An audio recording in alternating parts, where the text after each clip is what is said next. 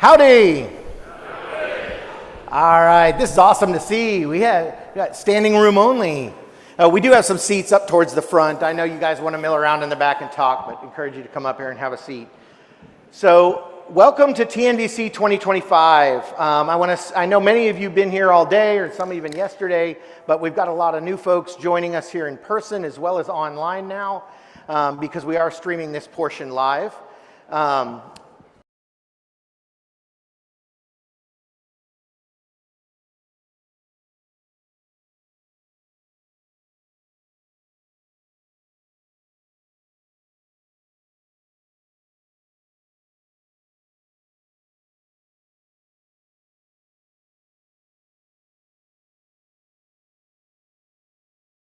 I misspoke next door on the order of finalists.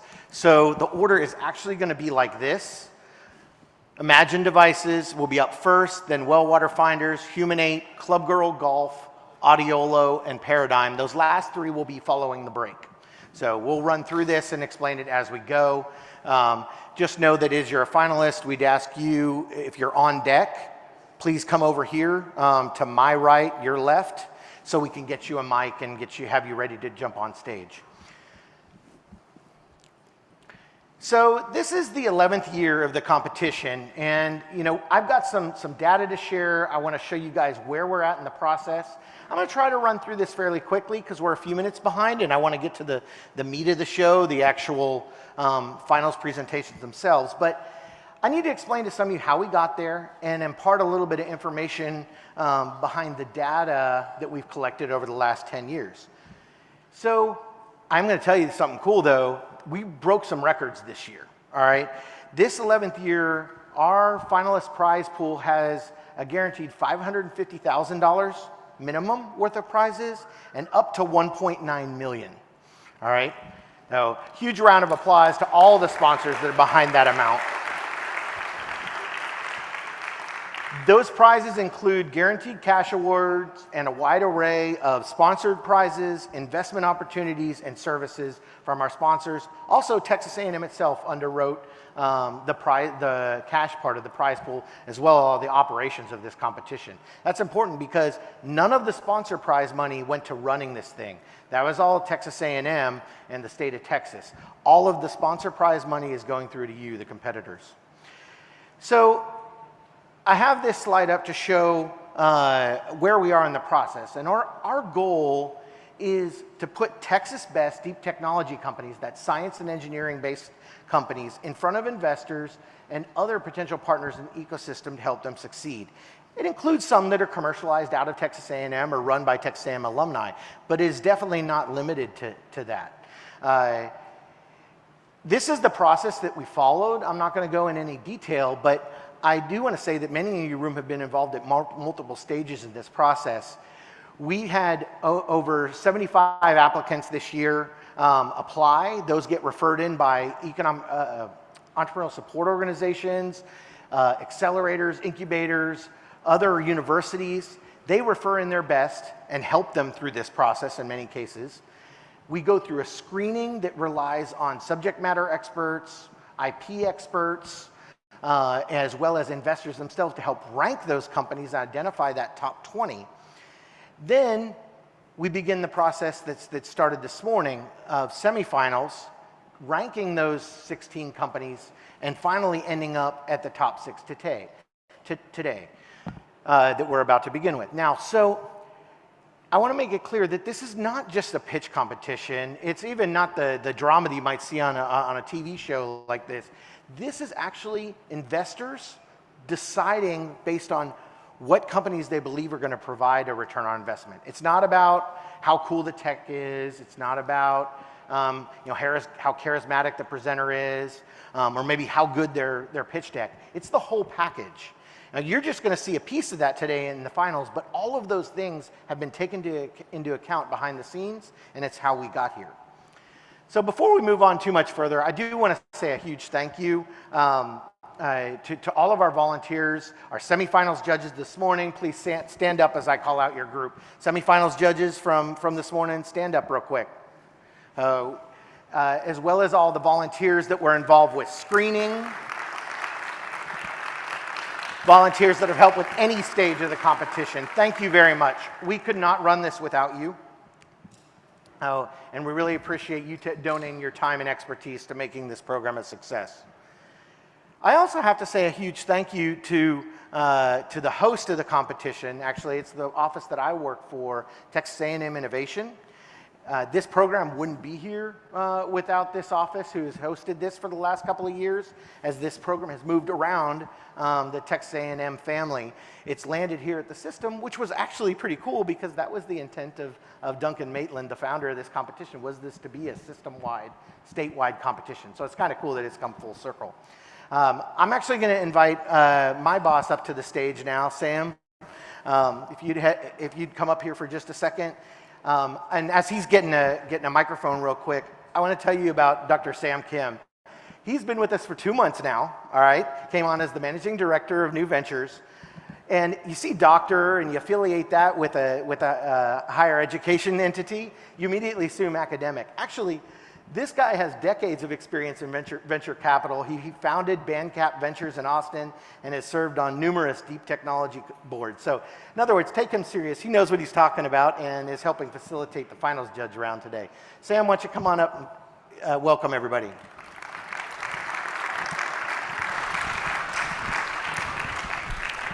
Thanks, Chris. Howdy, everyone. Howdy. See, I'm learning. It really is a privilege to welcome you all to the final round of the Texas New Ventures competition. My name is Sam Kim. I'm the new Managing Director of New Ventures with the Texas A&M Innovation Office. We represent 11 universities and 8 agencies across this great state of Texas. I think it's been a remarkable day of competition. So far, I've been thoroughly impressed with the quality of startups we've seen. But today's really not just about the competition. I think it's truly an opportunity for all of us, the community, the ecosystem partners, to come together and celebrate the spirit of innovation and entrepreneurship that's transforming the state of Texas into a national leader in technology commercialization. TNVC, since its inception in 2015, has awarded close to $4 million in prize money to our startups, who have then gone on to raise more than $600 million in follow-on investments to turn their ideas and innovations into real products and services that make an impact on society. And through the months of coaching and rigorous vetting and invaluable feedback from all you mentors and advisors, I think every participating company today leaves with a better chance to succeed, regardless of whether you win an award or not. As Chris said, none of this would be possible without the collective effort of our vibrant ecosystem. I truly want to extend my deepest gratitude to our sponsors. Your generosity and partnership make TNVC possible. Thank you to our judges. Your expertise and dedication provide guidance to these startups that's been invaluable to them. To the attendees, thank you for engagement and being part of this journey with us. And to our competitors, the entrepreneurs and startup teams who have worked tirelessly to bring their innovations to life, congratulations on making it to this stage. You are the reason we're here. You represent the future of Texas innovation. I also want to thank members of our innovation team for all their hard work in pulling this event together. I think they deserve a little recognition. Chris Scotty, Cody Walston, Crystal Carter, Ashley Scow, David Sandhop, Daniel Odenweller, Craig Crothers, Megan Brown, and everyone else who's helped make this possible. Would you please stand? Can we give them a round of applause?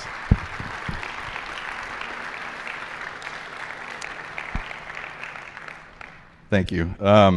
At Texas A&M, we believe that true impact comes when we all work together across disciplines, across industries and institutions, and across the state.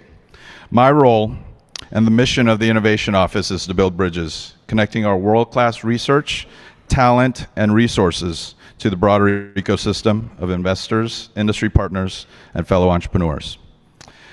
So as we move into the final round, I encourage all of you not only to celebrate the achievements of our finalists, but to look for new opportunities to collaborate, invest, and engage with all the competitors and with each other. Together, we can ensure that Texas A&M and the state of Texas continue to lead in innovation, commercialization, and economic growth.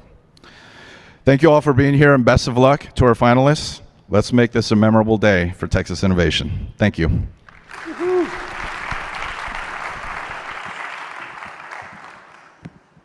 Thanks so much, Sam. So just real quick, everybody knows who I am as chair of this competition, but I did want to tell you, I actually have a day job when I'm not running TNVC.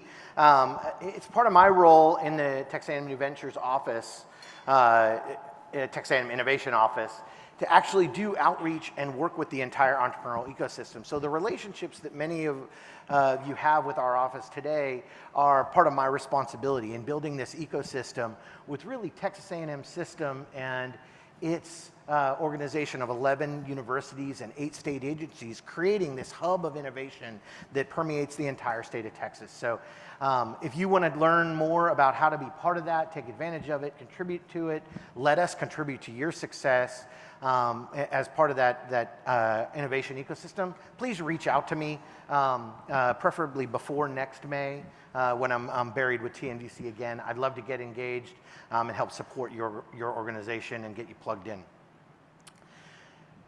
So, of course, we got to thank our sponsors today. So I want to take a few minutes now to recognize these folks. The prize pool, that up to 1.9 million I spoke of before, would not be possible without these folks. We started out just being supported by state money, but this program has actually really grown over the 10 years into what it is today through the support of platinum sponsors like Antler and Plug and Play.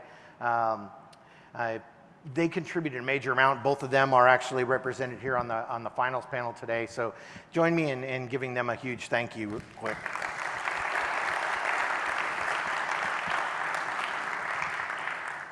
We also have our gold sponsors this year: PitchFact, SLW, Stibbs & Company, SWPDC, Winstead, Womble Bond Dickinson, Yokogawa, Aggie Angel Network, Alvar, Amera, Capital Factory, Conley Rose, Edmonds and Medalka, Greater Brazos Partnership, Hollanden, Lee and Hayes, and Kenobi Martins.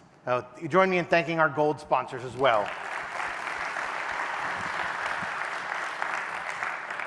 We also introduced a new prize level, a new sponsorship level.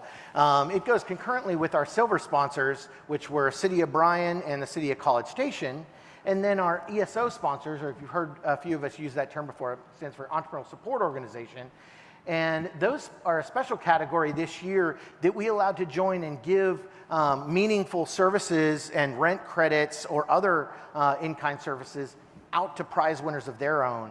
So I'm going to call those guys out real quick.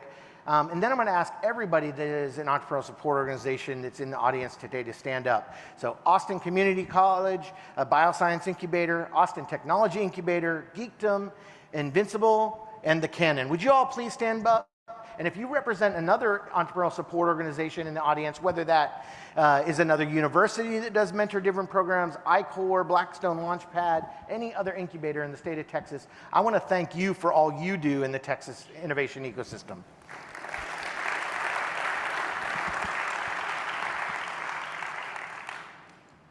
Finally, this is a how do we call this, a sponsorship? This is such a neat legacy award that's a tradition that started. It was actually born out of one of our past winners, Dan Powell, who is here judging today. When he had a successful funding round after TNVC, he wanted to give something back on behalf of Spark Biomedical. And this prize was born. And it really has taken off. Every year, we go back to all of our past finalists, that's the top 6 every year going back to 2015, and ask them if they're interested in giving back to the next generation of entrepreneurs. And this year, they've given back $12,500, if I remember correctly, total, and they are here and going to actually present this award later today. This is important to me, and it's become something a little bit emotional because it shows the success of this program. Not only are we catalyzing the success of these companies, they're actually coming back, seeing the value in this, and perpetuating the next generation. So a huge thank you to Spark Biomedical, Alvar, Infi, M&S Biotics, and FreezeKnit, now Cartwheel. Oh, Join me in thanking those folks.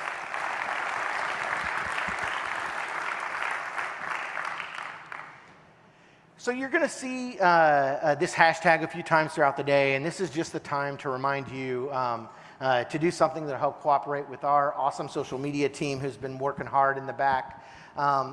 Remind you, post pictures, talk about your experience today, post your thoughts, maybe some positive accolades, your favorites. Post those up with the hashtag on all the different social media, and it will get through to us. We'll reshare that whenever possible. This not only helps support TNVC in this ecosystem, it also helps support all of the competitors and the innovation ecosystem as a whole. So please do take a moment to make a post or two throughout the day and support this ecosystem. So one more note on the TNVC app. If you've been here for the last 2 days, you probably already have this up and running. This is a good way to connect with your fellow competitors and sponsors. Encourage you to install that and interact there. But more importantly, I want to make sure that you are set up on the Wi-Fi because later on we're going to post up a Slido link that you're going to use to submit questions during the finals, and then vote during the elevator pitch competition. If you have any trouble pulling that up, you can raise your hand or see any of our innovation staff, and we'll help you get it up and running. So I told you I was going to share a little bit of data about our past. You know, we track all of these companies and have across 10 years like an investment portfolio. You investors in the audience, I know there are many of you know what this means and the effort that has to go into this. So really, I got to put kudos on all the different team members over the years that have helped keep this data set up. And we try to pull out some key statistics, might be relevant to you in some way in the audience, but I can tell you it's a big deal to the competitors and to the future folks that consider being part of this program. So I hope you find something value in some of these numbers. As Sam mentioned earlier, we've given out 3.9 million in prizes so far. This is actually going to be over 5 million this year. You can tell we're going to have a pretty big jump. Companies have actually gone on to raise over 632 million since competing for a total of 707 million total. 88% of those semifinalists, all of the competitors in the room today, including alternates, are still in business. That shows you how good the vetting process that leads up to today's competition actually is. Because the normal success rate is closer to 20% in the general, as is generally accepted by the industry. 96.5% actually of our finalists are still in business or have successfully exited. And we have actually had 5 exits to date. So from an investor perspective, I wanted to share that our semifinalists have averaged 7x growth over all 10 years of the competition. Again, with that 96% and 88% of semifinalists still in business, that's a pretty strong number. Then the 3-year growth, this is after having executed on the strategies that they share with you today or in previous years, the growth is 11x on average. We're actually starting to see successful exits. We've had 5 so far. I know of a few that are actually pending, and there have been pretty major funding rounds just in the last couple of weeks that we hope to share with you in the coming months. So these are constantly evolving numbers. If you don't follow it already, we actually share these numbers through the impact section of our website, and we try to keep that up to date on roughly a quarterly basis. So I work for Texas A&M, so it's important that I share a little bit about the research perspective here. The companies that have competed in TNVC have gone on to raise over 67 million in grant funding since their participation in TNVC. 11 million of that has been given back to universities, most of which are in the state of Texas, over $11 million during that period. And we're actually starting to track the millions for many of the companies that have licensed technologies out of state universities, like Texas A&M. They're actually giving back in the form of license fees and royalties. And that's already at 1.3 million for Texas A&M alone, and I know it's a whole lot more across all institutions in the state. Finally, I wanted to share a little bit that will help from the entrepreneur's perspective. These are some characteristics that we've learned across the years of the competition, many of which still hold true today. One of the most important ones, I know I've harped on this a lot. It came up several times in the panel yesterday. Most of our semifinalists have diverse teams behind them. And why I say most, we're talking upwards of 80% of the semifinalists have a team that has business expertise, technical expertise, strong track record, perhaps launching and executing successful funding raising rounds in the past. They built a team around their technology. It's not just technical founders that are successful. I will also mention that in contrast, our applicant pool, about half of those teams actually only have single founders. So the companies that even make it to today actually demonstrate the importance of building a team around your technology. Semifinalist teams are also just generally larger than the applicant pool. Now, I'll also say something in a nod to our entrepreneurial support organizations in the audience. Companies that make it to the semifinals have overwhelmingly engaged in entrepreneurial support organizations. So I encourage you, reach out to your local economic development organization, your local incubators, accelerators. Perhaps there's a specialized one in the state of Texas. If you're having trouble finding one that fits your organization, reach out to me in my office. We'll help get you plugged into that ecosystem, because it is clearly crucial to being successful, not only in this competition, but in general in being successful in getting your technology to market. So let's take a quick look at our semifinalists this year. I'm not going to go into the numbers of each of the regions. I mainly want to show this to you to show the wide reach across the state of Texas. This is not just A&M, immediate community, or a specific metro area. We draw in applicants from across the state who are represented in today's finals pool. And we also do it across the diverse industry areas. Now, I will say that it has become even more diverse in terms of industry over the years. I'm happy to say that we're seeing significant growth in both energy and IT over the last year or so, after seeing healthcare and health tech dominate for many years. So I'm not saying that to knock any of our health tech companies. It's just good to see a good mix and a diverse economy in the state of Texas around all of these different industries. Now, Sam already thanked all our committee members. I just had this slide in here because I wanted to say from the bottom of my heart how much it's meant to me to have you guys step. I know it's managed chaos in the background, and I wanted to personally recognize all that you do. I'm just the pretty face, as I say, that gets up here and gets to talk a little bit. None of this would be possible without the folks that are doing this, and currently in TNVC 2025, and the many of you that have contributed over the years. So help me thank them one more time.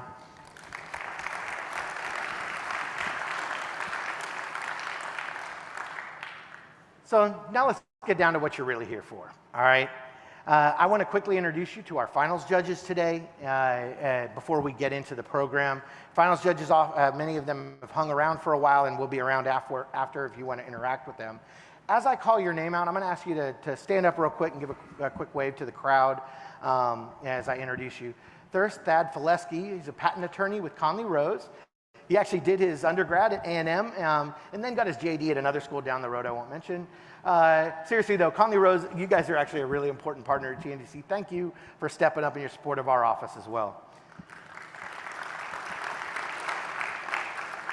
Caleb, aka Mr. Safe Tech, whose Axelbox innovations have spun out multiple companies, including Infi, which was a finalist in 2020. He also contributed to the Winner Circle Legacy Prize this year, so a special thanks for that too, Caleb.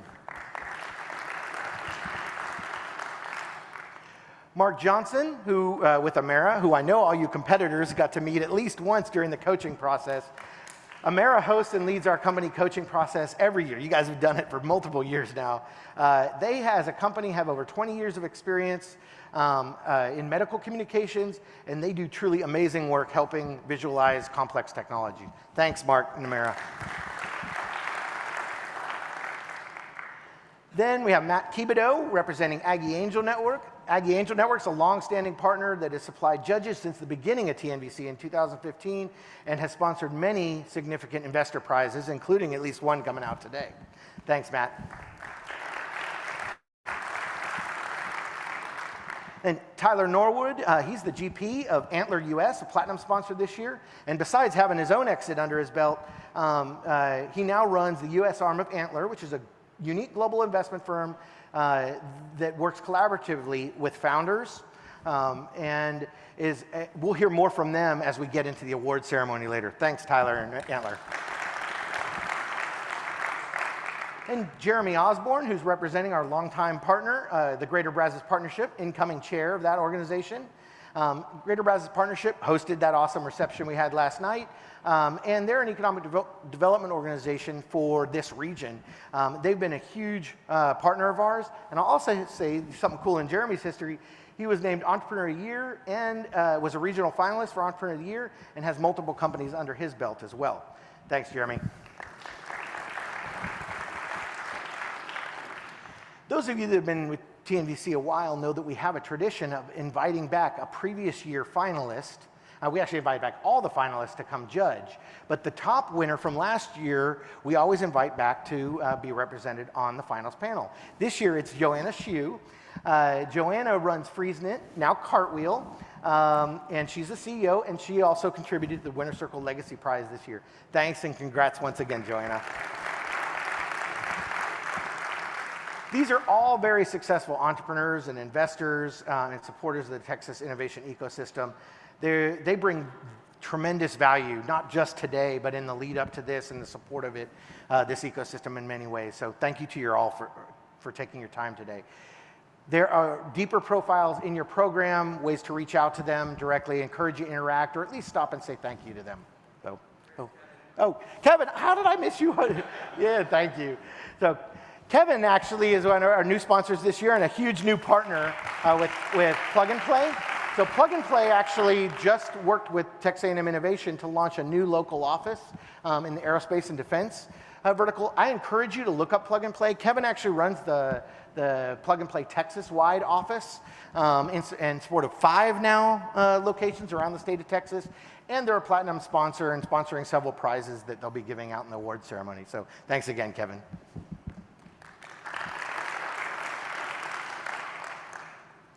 So here's how the process is going to work.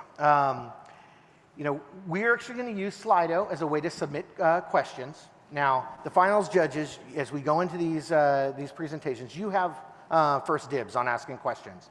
The questions will pop up on the screen that are coming in from the audience. They're able to be voted up and down. You can use that to inform your decisions on questions to ask. You can refine those questions how you would like. If we run low on questions, I'll pick a few to ask, or you're welcome to pick a few to ask. In other words, the input is there. We encourage our audience to participate and vote up topics they'd like to be talked about, but ultimately, we want to leave the primary direction of the discussion up to you as finals judges. Any questions from our finals judges before we get started? Clear on the process?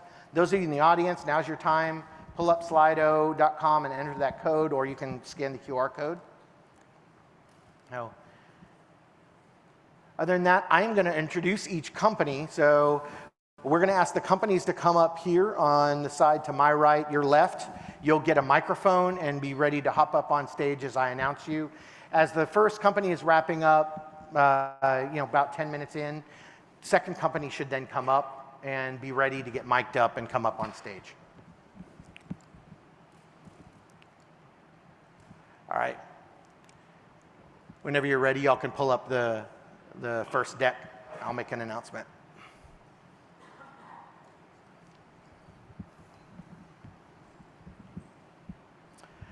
First up is Imagine Devices. Come on up on stage. We'll start the timer once you start talking. Join me in welcoming Imagine to the stage.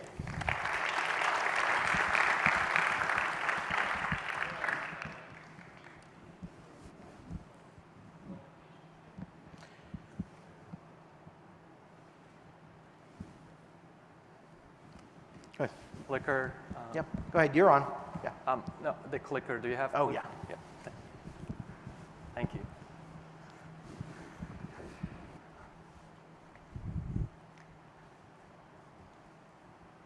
All right. Hello, everyone. My name is Iman Salafian, co-founder and CEO of Imagine Devices. I'm very honored to be here today with you to represent our company, Imagine Devices, we are building the next generation neonatal and pediatric vital sign monitoring solution. Every year, over 15 million patients are born premature, and over 400,000 babies are born premature just in the US. Prematurity is the #1 cause of mortality in neonates, and it's been increasing consistently in the past decade. But what does it mean to be a premature infant for the patients themselves, for the families, and also the clinical team? To answer that question, I'd like to invite you all to the neonatal intensive care unit to meet Ward. Ward is a premature baby. Just a friendly heads up, we're going to show some images of premature babies here. So Ward is a premature infant born 3.5 months early, under 1.5 pounds. This is the very first time his mother, Lindsay, is holding him to provide a skin-to-skin care, which is a standard part of the practice. But unfortunately, with over 20 different wires and tubes attached to this patient, this is almost impossible. So you sometimes have 2 or 3 clinical team carry all of those wires and tubes and the baby to hand it over to their parents. And this is what we see on the surface, but the patients are experiencing a lot of damage, and they are going a lot of trouble with all those sensors. Respiratory care today is imprecise. Over 1 million babies are dying because of poor respiratory care before their first birthday. The goal is simple, though. We want to make sure we are delivering optimum amount of oxygen and air pressure to the baby's lungs. But the clinical team has been screaming, I don't know how much the patient's receiving while the amount that I set at the ventilator, because there could be some leaks around the nasal mask, the nasal prongs, that reduces the pressure. So their main ask was, is there any way we could measure air pressure from inside the body to say how much exactly the patient's receiving? Skin-mounted sensors unfortunately create a skin breakdown, irritations, and infections, and they may not stick very well due to body liquids. As I mentioned earlier, it's very cumbersome to provide clinical care to these babies with all that complexity. The parents have hard time provide skin-to-skin care, and we are currently at all-time nursing shortage. So the nurses have to spend overtime, extra shifts to catch up with the demand. Well, here's the good news. We know that each infant receives a very simple nasogastric feeding tube. It's just a simple feeding tube plastic that goes into their nose or mouth and esophagus and feed the baby directly in their stomach. And we were thinking, can we make this feeding tube smarter? Our technology, Trinity Tube, is a multifunctional feeding tube. It works like every other feeding tube out there, but now we can measure vital signs directly from inside the body, from esophagus, while the patient's getting fed. So this technology is a disposable device. It connects to the existing bedside monitor. Hospital is not going to get another capital equipment to use this, and this is replaced every 7 to 14 days. So babies look like this with that bulky CPAP mask on their face, all the patches and wires, and tomorrow they're going to only have Trinity Tube and a simple nasal cannula that gives them air. So we eventually want to see the patients resting peacefully on their mom's chest, only getting that feeding tube and nasal cannula, and that's what the nursing team is going to deal with. Trinity Tube enables accurate air delivery, 100% effective skin-to-skin care, 80% reduces skin infections, and 20% nursing workload reduction. Our IP is protected. Our PCT is now nationalized in 5 jurisdictions, even outside the US. The technology is backed by over 300 clinicians that we interacted so far. We developed fully functional prototypes, MVPs. We did preclinical animal studies, and most recently, we tested our MVPs on actual NICU patients, premature patients in Austin through 2 IRB-approved clinical studies. So we met with FDA 2 times. One of them was 2 weeks ago, which was very exciting. And they validated our regulatory pathway, 510(k), and gladly no clinical trials required because we have a solid predicate. We also have a certified contract manufacturer that is ISO certified and FDA registered, and they're ready to pull the trigger and build this device for us. Imagine Devices has been building a strong network of hospital partners that are collaborating with us to find more use cases for this device, as well as doing joint clinical studies. We have a strong development partners for manufacturing, regulatory, and quality, and I'm very excited to say that we are exploring and expanding our strategic partnership with companies that are present in over 115 countries out there, which gives us a lot market access down the road and even development opportunities together. We are getting funded and getting support through pediatric device consortiums. These are the groups that are directly funded by FDA to support us because they found the value of this product for the patients. We have an amazing, experienced, passionate, and fully dedicated management team.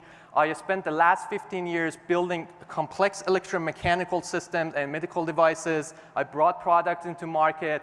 In my last company, I received a negative cash flow department. I turned it into $5 million reoccurring cash flow positive department in only 3 years.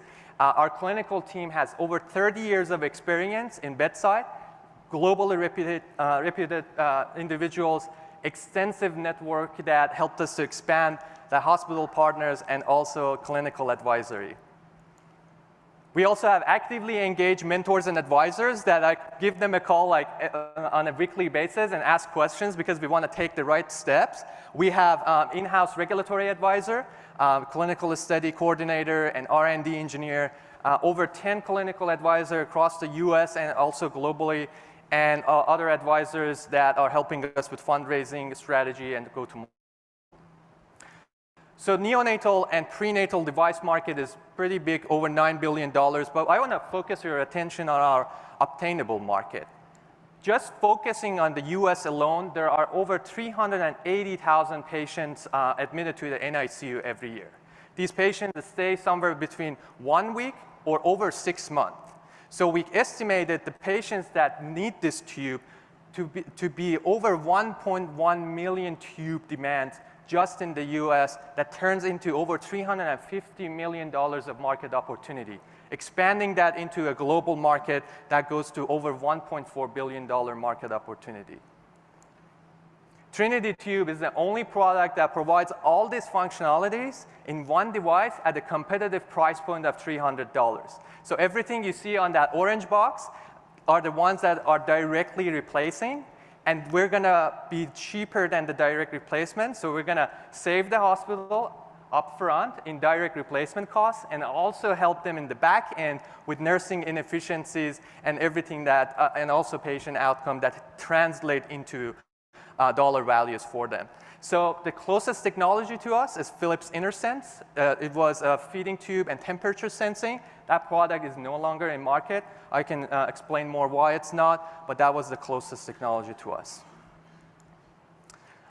Imagine Devices have been raising over $500,000 of grants and awards in the past 2 years since the initiation of this project. We started from zero. The idea came from the clinicians that you saw in the past image. So we started this from point one, and then we spent about $300,000 of that on our seed round, which all the developments, as you saw so far, was spent. So we're saving the rest of that for our seed round. So we are raising $2.5 million right now. We have $450K in commitments, another $500K in due diligence right now, over $180K in non-dilutive cash. And we actually opened this round less than 2 months ago. We got a lot of great interest from the investment community. So that investment will give us a runway for 18 months to bring this product to market. Half of that goes for manufacturing the product with our contract manufacturer, the production grade version of that, and the other half is for all the performance testing, validation testing required to submit our FDA application. Imagine Devices is anticipating to go to market. This is kind of down the road when we are in the market through a hybrid approach of a small sales team of ours, also collaborating with strategic partners that already have distribution channels and those contracts with the hospital so we can launch the product together. We anticipate to be cash flow positive by year 3 and significant growth by the end of year 5.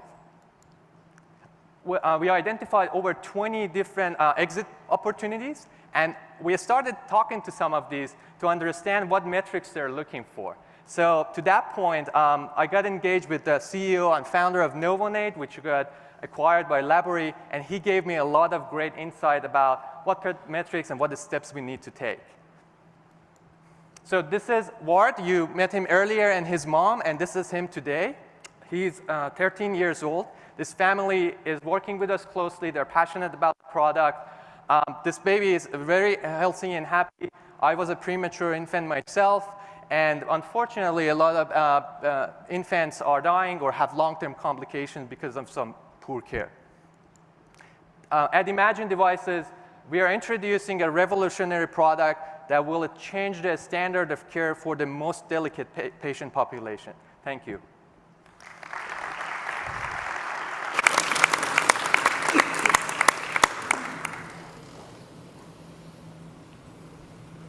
All yours. Thank you. Iman, great job.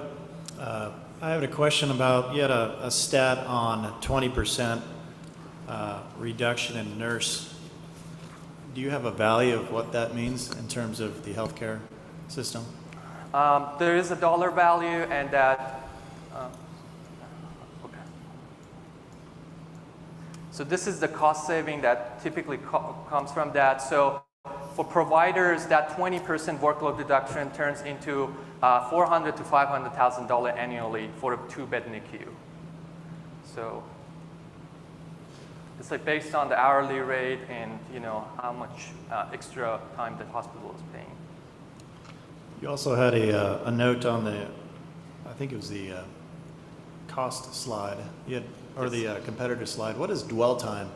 The dwell time is 7 days. This is a typical standard of care. Our product will be cleared for 30 days. We do all the biocompatibility for 30 days, but the standard of care is typically 7 or 14 days. Because of some risk of infection in the feeding lumen of that, they typically tend to replace that tube as soon as they can. So I had one question about your FDA. You mentioned, I just want to make sure I'm tracking. So you've already had an office action, and you indicated that you don't have to do clinical trials, correct? Well, we did pre-sub meetings. You did that? 2 pre-subs, yes. But you still have to submit your application, right? We still need to submit our That's a big portion of your application. use of funds. Yes. So can you give me a ballpark? I'm a little rusty on medical device. So like how long does that put you from, because you have 18 months of runway, what's sort of your expectation of that going through? Of course. So our regulatory strategy is an iterative approach that came from the feedback from FDA that if we want to have the full version of this product, we take a stepwise approach. In the first step, we are going to not having the EKG heart rate monitoring, and we submitted with this package of feeding, temperature, and respiratory monitoring. And the second iteration, that would be right after the first application is approved, we do the second one, which has everything. That reduces the risk of product being a de novo product, which requires extensive clinical trials. But that's included in that 16-month already. I think it was on. This is a great presentation. I have a question. Can you talk more about your sales strategy and how you're going to go about getting all these big institutions? Right. This is kind of the adoption process. On the sales side, we learned from these companies that I showed earlier, the development and strategic partners, that typically they do have their distribution channel and also their internal sales team. That combination works the best for them. Instead of building an extensive sales team, we would collaborate with the ones that already have market access. I want to point out specifically to 2 companies on the left, DRW Medical and MaxTech. These are the major market players in respiratory monitoring. The interesting thing is our product is really well fit with their monitor, and that opens up more opportunities for them to work with us. That's why we started that partnership specifically with DRW Medical very early, because it opens up, it allows us to sell their basically monitors even more. The 501k designation, how common is that to receive it among device applicants? Well, if you ask, so there are different classifications for medical devices, 1, 2, 3. Class 2 is basically the medium risk product. Like the fancy toothbrush may be a class 1, but class 2, depending on if FDA requires a de novo pathway or a traditional 510K, it may differentiate like in terms of the risk of getting admitted. So we always want to be on the traditional 510K when you only do whatever safety test that your predicate device already did. So you replicate the closest device to you, all the testing they did, and you say, I'm substantially equivalent to that technology, and that's why I would be as safe as them and effective as them. And can you tell us what happened to Trinity 2? What happens to Trinity yeah. 2? So Trinity 2, I mean, you're asking about regulatory? You said it's not on the market anymore, so you can follow up with that. the Philips InnerSense. Philips, okay. Oh, okay, yeah. So that product is not because we inquired about that. So first of all, Philips is a capital equipment manufacturer. They make bedside monitors. The supply product is not really their major focus. I talked personally to the users of that product, and they said adding only temperature sensing wasn't enough value for us to replace the regular feeding tube. So what we are offering that came from over 350 interviews that I did with all the clinicians, many clinicians across the US, they narrowed down that list of features from like 6, 7 we had to this set. So You're saying that your current raise will get you through FDA approval for product 1. for both products. For both products? For both, yes, for both iterations. And that's included into that time frame, Within 18 months. 18 months. And so what do you project for your required investment to get you through commercialization of those? Well, as soon as we have first market authorization, we can start selling the first iteration. And that's included in my projection. So we have 2 products right now. One is a limited feature of the full version. When we get the clearance of the first product, that's the market authorization by FDA, we can start selling that. And the exciting part with that is that product is really well fit with the pediatric population that we learned because they don't have the problem with the skin integrity. So when we have, we can sell that limited feature by its own. It has its potentials. But the full version of that, which is well suited for micropreemies, that would come later on right after the market authorization of first product. I hope I answered. And so you're saying this $1.5 million raise will get you through full commercialization of both products? $2.5 million full commercialization, both version in market. And our contract manufacturer basically develops the full version of the product. They just don't include the ECG for the first iteration. So the development plan didn't change after we turned it into stepwise. Iman, am I reading this correctly that you are the only full-time individual on this project right now? I'm only over full-time, but we do have our clinical team spends about 15 to 20 hours a week on top of their clinical service. That raise allows me to have them to buy out some of their clinical time and have them more on the company. At the end of the day, my clinical team is still their physicians practicing. That helps us to expand. But we will add more members full-time to the team as well when we get our raise done. Yeah, and you raised, it looks like $285K on the equity side and then $500K in non-dilutive capital. 450 commitments in equity and another 185 in non-dilutive. We have a pending STTR. We have 500K in diligence. Well, it's getting recorded, but we have another investor that is interested too. So. Okay, got it.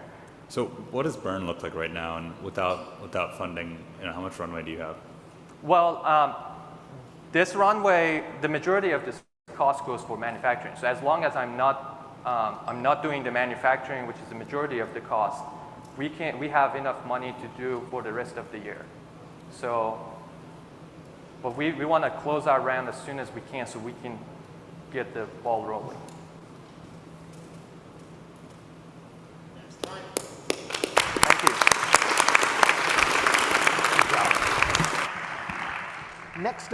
Next up will be well water finders, followed by Humanate on deck.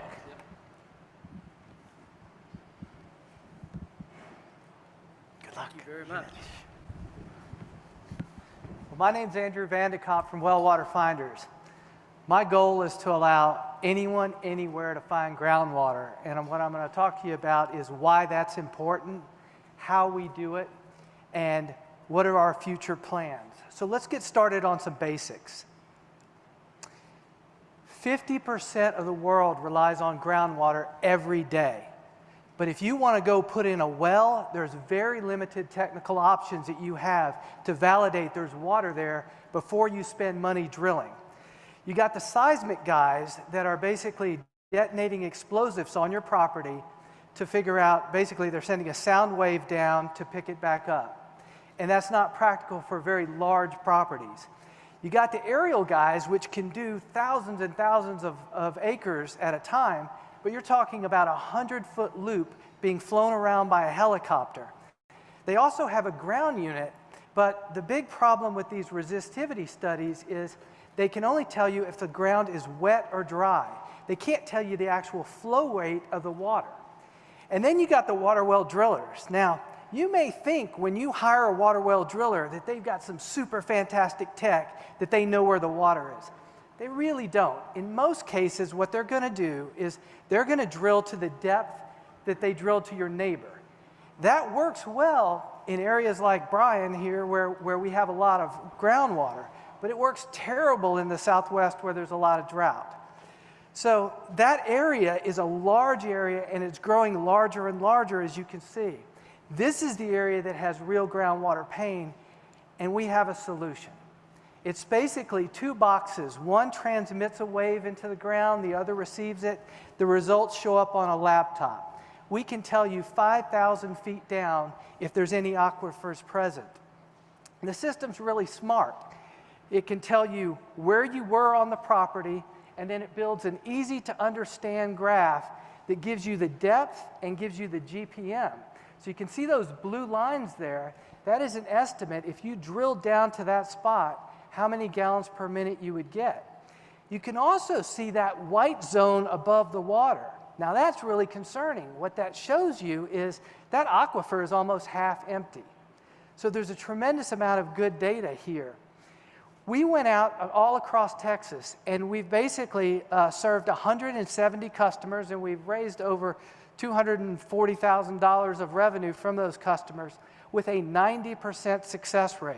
Basically went there, did a survey, a month or two later they drilled a well. We look at the well on the Texas Water Development Board, and 90% of the time we were successful. We have a manufacturer here in Texas. They've made one of the boxes. We have two boxes. One of them is complete. It is ready to replicate. The second box is in progress right now. We also have some really smart students from the University of Texas. They have automated our aquifer analysis program. Literally the push of a button, and you see those nice blue lines, which tells you where the groundwater is. Global opportunity for groundwater, no surprise, is huge. It's over $90 billion. Now, we're not going to focus on that. We're actually going to focus on the $22 billion, which is in the Southwest area, and also places like, in a longer term, like Mexico, like Italy, some of the places that are having some real pain.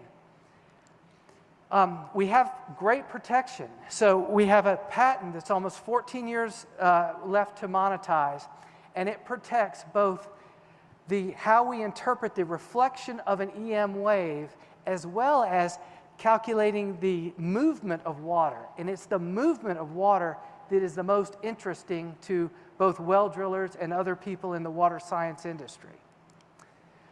Let me take a minute and talk to you about unit economics. So those two boxes that I showed you, they cost about $15,000 to manufacture.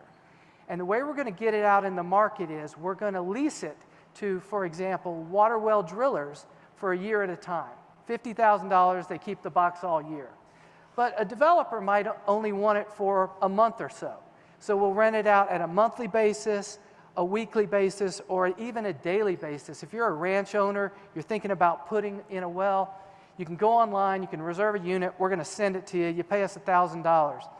But in total, we think we can get $70,000 per unit per year, which means you invest $15,000 and you'll get $300,000 over the lifetime.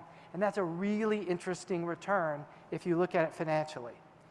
The other part of the economics has to do with what we call the central database. So all of these units are going to be pumping data into it, and it'll allow us to map aquifers real time. Most of the aquifers maps that exist are based on wells that could have been drilled 10 or 15 years ago.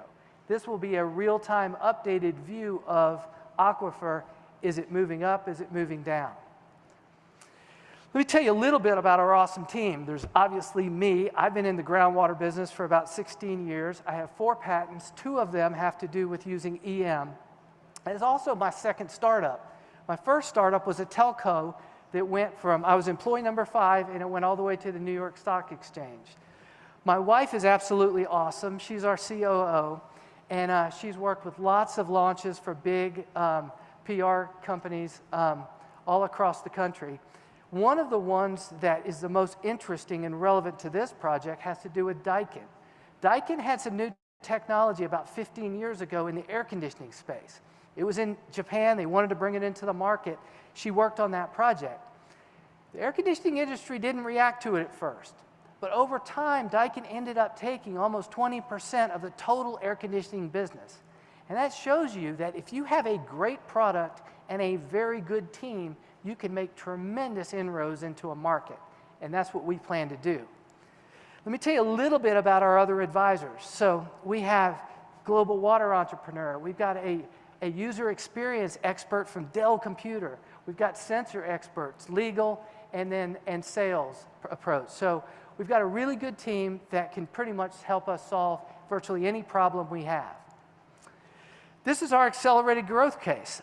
We plan on getting 3,200 of these units out in the market within 4 years. Now, it's going to take money to do that. So we're trying to raise 1.5, well, it's actually 1.4 million right now because we've already raised some of it. But we have a safe round open right now, and what that will do is build the first 35 units. You might kind of ask, well, where does this all end? Well, interesting enough, there's a company, Bentley Systems, which is one of the best engineering companies in the world. They bought up some of the technology that relates to using resistivity studies for groundwater. And you might, and they bought the company out of Denmark. You might wonder why they need to do that. They're doing that because if you want to be a world engineering firm, you have to be able to handle groundwater. We're hoping that we might get interesting once we get 10, 20, 30, 50 units out there, that one of these big corporates might come after us. Same with John Deere. There's no better friend to the farmer than John Deere. We think it would fit in with what they're doing with their precision agriculture. And then Trimble. Trimble leases out equipment to do regular groundwater studies. Why not lease one of ours to do the other studies? So that's kind of our prospects for the future. Give you a little bit of detail about our 1.5 raise. The majority is going to go to manufacturing the first 35 units. We're also going to spend some money on this hardware as a service. The way you really scale this business is you need to be able to send a unit out to a remote area, support it remotely, bring it back in, refurbish it, and then send it back out again. And that's one of the uses of our funds. The other use of funds is really quite interesting, and it has to do with new patents. The reason we're here is we've got a really good patent, and we want to spend some time and money on both figuring out leak detection, which would be having a vehicle that could drive along the side of a road and identify whether that pipeline is leaking. The other one is water quality. Brackish water is a huge issue in West Texas, and being able to tell somebody, hey, that zone or that water that you're fixing to drill to is brackish, would save them a lot of money. It would also be really interesting to know if we're sucking in the sea in areas with saltwater intrusion. So those are some things that we're going to use additional money on. And now I'm kind of getting to the end of this. So we're looking for a lead investor. We're looking for somebody that sees our vision. And I want to close with one statement that says this: when you have water, you have agriculture. You have successful developments. You have a successful municipality. And we have a tool that will allow anybody to find groundwater. So that concludes my official part of the presentation. So I will open it up to the distinguished judges for questions.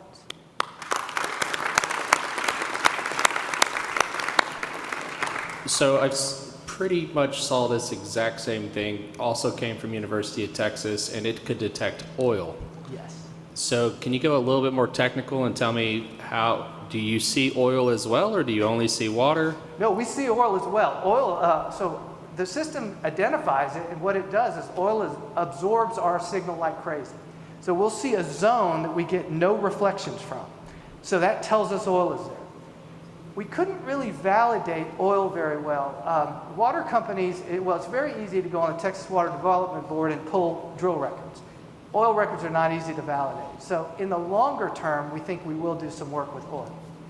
Because I think that tech, I can fact check it. It was in the Rice business plan, but it came out of UT as well. Yeah. And I think it might have been associated with the lab that you indicated previously. But I was just curious, because it'd be great if I was like, hey, can you come check my water well? And you're like, hey, you have oil under here. It'd be a great surprise. It'd be great. Originally, when we did it, we let people know if we saw these signs of oil and gas, but that is a complete different industry, and we decided as a startup to focus narrow and focus on something that was kind of, made everybody feel good. Water makes everybody feel good. I have a question for you about, you're talking about sending these out and people leasing them. Are they dangerous for untrained people to put them out? And could they be electrocuted? Could they hurt themselves? No, fantastic question. No, the box is sealed. Yes, there's high voltage in the box, but just like your microwave, it is sealed up, and we have locked it completely, so you can't get in there to hurt it. It creates a fairly low frequency EM wave, and we don't believe it is. Now, every device will have to be, you have UL processes and FCC processes. You'll get certified in that process to confirm that. How can you ensure that the user is using it properly and the data's good? We're going to do a little mixture of AI with it. So the bottom line is it's two boxes that need to be set on the ground a foot apart. And we are going to do a check with the results that come out to make sure that it looks correct. So it's going to have to match with the last 1,000 shots that we've done. And assuming it does that, we will display the results to the customer. We also are going to have a link so that if you as a renter have a question, that we can see what you see. And we'll be able to say, yeah, that looks good. Or In real time? In real time. And that's one of the things the students at UT are working on this semester. Kind of a semester project. Can't ask for a nicer thing to get. I don't want to call it free software development, but it's pretty nice to have somebody working on your project for free. You mentioned a 90% success rate. Yes. What scenarios would cause the 10% failure? Well, we know what they're in Taylor County, most of them. If water is in a crack and not spread out evenly, we detect that moving water and we say, hey, we see moving water. And then the problem is if we miss it by 3 feet. And that's what we think is the majority of the call. Is there a way to create a third box to generate the 3D data? Yes. So we think now, you got to remember, we were doing most of our work with a prototype, and that prototype took almost 20 minutes to set up in the field. And we now have it down to 2 boxes that are easier to move. So we can now take more shots, and we think our accuracy rate's going to improve from 90. There's nothing that comes out of a university for free. So is there a licensing requirement with TU? Is there? No, well, interesting enough, it's my patent. So we brought the patent to the University of Texas. So it was mine before I started. I'm a part of their incubator, or me and my wife are a part of their business incubator. So, but we did trade equity to them. So they do have some equity ownership in our company. So that is a true statement. Okay. So nothing's free. Nothing is free. Thank you. No, sir. On your unit economics, so you had, by the way, congratulations, it's very exciting. Thank you. On the unit economics, I'm curious, I would imagine you're not getting a whole lot of repeat usage, like once someone finds a well, they're good to go. Can you talk to me about how like repeated customer acquisition affects your unit economics? Correct. So you're 100% right. If a person rents it once to find a water for a well, they're only going to rent it once. Probably just once. The repeat business comes from our water well drillers. So we have we have water well drillers that want to rent it for the entire year. Those are the people we're going to focus on. Okay, so the channel partner is using it to its full realization. So Yeah, they're once gonna you use it acquire for them, full. then you're not continuing to have to acquire the underlying customer. No, and we also think the real estate development, those guys, half of our jobs are for real estate development. You would have thought that it was helping farmers. It's not. It's guys that want to buy 30 acres around Austin and split it up. But there's a new law in effect that they have to confirm that water exists before they can plat it. So those are the guys that have been hiring us. About half of our jobs are real estate related right now. Okay, and so that answers your question on safety, I guess, a bit too, is like this isn't necessarily, like your super users are people who are using this quite regularly. Yes, they're going to be using it quite regularly. Gotcha. And they're used to, like I said, they're used to using equipment. They're well drillers or, Sure, or developers. We do think the real estate guys are going to have, we've talked to a couple of real estate offices where they would have maybe one junior member go out and validate all of their ranch properties and then have that report and share that report with the customers.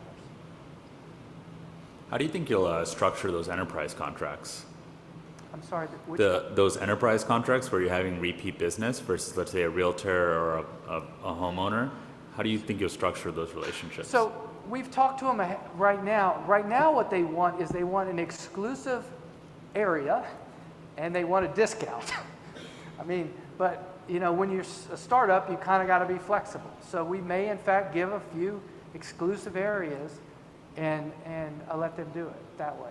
Because it's not only for them to do work for themselves, but they also anticipate they would be doing work for other providers. So you would give them geographic exclusivity, Geographic, yeah. and then they would rent your devices and they would pay you per usage. Yeah, and it would be per usage, yeah. Okay, so there's not necessarily a recurring or guaranteed element to that. It's all on a usage basis, exclusivity to a region. We have two, like I said, some of this is a little early, but we have a water well driller that wants to lease it for the whole year. So that would be reoccurring revenue for a whole year. And then we've also have another, a property developer that just wants to pay us for the shots that he takes with it. So, but our goal is to put things out, just like we do in the lab, we're going to do a little bit of experimentation with different business approaches and then focus on the one that seems to work the best. Could you talk just a second about the additional innovation you want to do with the pipe leakage and the benefits of that? So just for everybody's benefit, approximately 30% of the water in the United States gets lost on the side of the road from leaky pipes. It's a crazy number. We want to patent a system that will actually help identify that. So instead of us going 1,000 foot or 5,000 foot deep, we just want to scan the first 20 foot on the side of a road. And if we see water there, chances are, most pipelines are 5 foot deep, and if we see water there, we're going to go after that. And then we're going to do the same thing for salt water determination. So, in West Texas, there's tons of aquifers that are brackish, and we need to be able to separate the difference. And we've done experiments on both of these topics, but it just takes time and money. Just to be honest. When you send these out on a per property basis, what prevents that person from subleasing it and letting their friends use it? Well, that's going to be a part of it. You know, we may be okay with that as long as they don't take it out of the country or something like that. You know, we're going to have a kill switch on it. You know, that is probably going to, that's what happens right now. A lot of times we get called to a property, we start doing one survey and another neighbor comes by and he asks us to do that. So that happens. So I think it's going to be another one that we're just going to have to kind of adjust to. Can you speak to your manufacturing real quick as you close? Your use of funds, you're going to buy 35 of these. You've already, the first one was built by the students, so do you have manufacturing lined up? Yes, we do. We have the manufacturer finished one of our boxes, and it works beautiful. We got it 2 weeks ago, and it is awesome. And we have a second box, the one that receives the signal. They need to complete that, and that's what we're going to be using some of the funds that we raise on. Do you guys have assignment of the data? So if I bring you out to find a well for me, do you get to keep that data? Yes, and that is going to be very important. So you're also building survey database? We're building this huge database that we hope to monetize. Okay. Thank you. Good job. Next up is going to be Humanate, and then Club Girl Golf will go after the break. You bet. Green is go, right? Green is go. Howdy. In full disclosure, we're an A&M technology transfer company. I must show the ring. Graduated here 40 years ago. And most of our team lives in Bryan College Station. My name is Carlos Rodriguez. I'm the CEO of Humanate Digital. This technology you're about to see is currently revolutionizing healthcare. All 330 million inhabitants, not just certain folks with certain genetic diseases. This impacts everybody that has seen a doctor. We are changing the way patients and doctors interface with each other. Our goal is to give patients and clinicians, such as nurses, more time with their patients, and we're introducing digital healthcare to have greater access as patients and more time with our doctors. As you all know, healthcare is in a state of crisis, and I don't use that word lightly. The demand, meaning people like myself who have, who have a chronic disease, it's 60% of the population, and we're only getting older, right? The problem is that the demand is much higher. When I worked at Bain, which was my first job out of A&M, if we bought a company that had more than 10% labor cost, we either automated it or we offshored it. That's not what we've done in healthcare, right? So Humanate is a way to scale up healthcare without having to throw so many bodies at it. Let me give you a paid customer. In the last 90 days, we have signed up 53 customers, right? So we are very happy the way AI and really healthcare is pulling us into healthcare and paying for us. So this is the busiest clinic, orthopedic, in Frisco, Texas. As you know, Frisco, tremendous explosion with both the Cowboys and then now the PGA West out there. 80 orthopedic doctors with their own ambulatory surgical center. Horrible patient satisfaction. These clinics tend to be heavy users of imaging studies, such as x-rays, disability forms. The government only allows you to charge $25 for a disability form, right? I don't know of any doctor or nurse that is willing to sit down for half an hour for 25 bucks, right? So tremendous dissatisfaction when it came to getting medical records, imaging studies, and disability forms. And when I say disability forms, since we can machine learn the EMR, all EMRs, we go there and scrape the DRG CPT codes, complete the medical record, get the human in the loop, which is usually a nurse, and say, hey, is this okay to put into the patient's file? So the clinician always has the last word. So this is an avatar, not a human. Our customers pick whatever gender, whatever ethnicity, it's up to them. They can either pick realistic or cartoonish, as you see next. So what we did with the CEO of Carroll Clinic is we embedded our URL. We're SaaS, we're web. We embedded the URL under patient services, You click to medical records, and now Cassie comes on 24/7 and says, how can I help you, right? They chose to load also Spanish. They've never had a Spanish-speaking employee that is there reliable to answer calls. And this is what's amazing. It was taking them about 15 days to produce those records that you're waiting to send to Workman's Comp, to short-term disability like Aflac and Geico, right? So you're just waiting to get paid, and it was taking them 15 days. So they kept calling, where's my request? We've now reduced it to 48 hours, and as a former hospital CFO, we've been able to redeploy 1.5 FTEs. Right now, the average FTE in healthcare is $70,000 with a 30% benefit. So when I go talk to the office manager or the CMO at the clinical level or the CFO at the hospital level, I can say, we'll give you ROI day one that you turn us on. We also have cartoon characters. We're working with Texas Children's Hospital and Children's Hospital of LA. They prefer kind of this cartoon. We have the only avatar that does sign language. So if you sign to her, she'll sign back to you. Again, we can load up to 100 languages. We are compatible with any EMR, so we have the APIs to both read and write from the EMR. And we're available 24/7. So let's say that you've had an appendectomy. Our avatar will call you the next day and say, hey, you had an appendectomy yesterday. How are you feeling? Right? Have you been able to go to the bathroom? Have you booked your physical therapy? And all they're doing is reading the discharge note of the doctor that they wrote but didn't have time to explain it to you.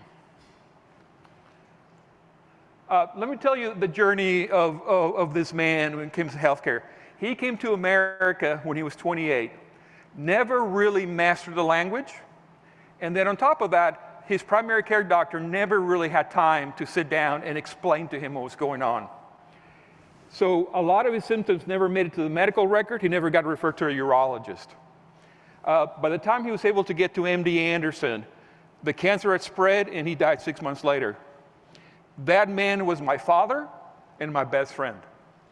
I don't want anyone to go through that. Language and time with your provider should not be a determinant of your healthcare prognosis and going forward. Great team. I would say if you were to ask me what are the top two secret sauces, one is the team. We're not tech bros, nothing against tech bros. We are healthcare folks that have over 70 years in healthcare, and we're just trying to solve scars that we still carry with us, right? So you have folks like Paul Ogden. He ran the Health Science Center for Mr. Sharp. He was the provost at Texas Tech, taking Paul Foster's money into building a medical school in El Paso, very much needed. We have Mark Bendon, who many of you know. He's the developer of the patent. He pitched at Shark Tank, so I wish to be like him when I grow up. And he came from Johnson & Johnson and now is one of the most prolific faculty that A&M has, with over 24 patents and over $750 million of sales. This is incredible. I think this is why my phone has not stopped ringing in the last 90 days. So we were picked up by NVIDIA Inception program, and then we got a call and saying, hey, we want to get you out of the kids table into the grown-up table. And they invited us to show at the NVIDIA GTC show, 30 million people.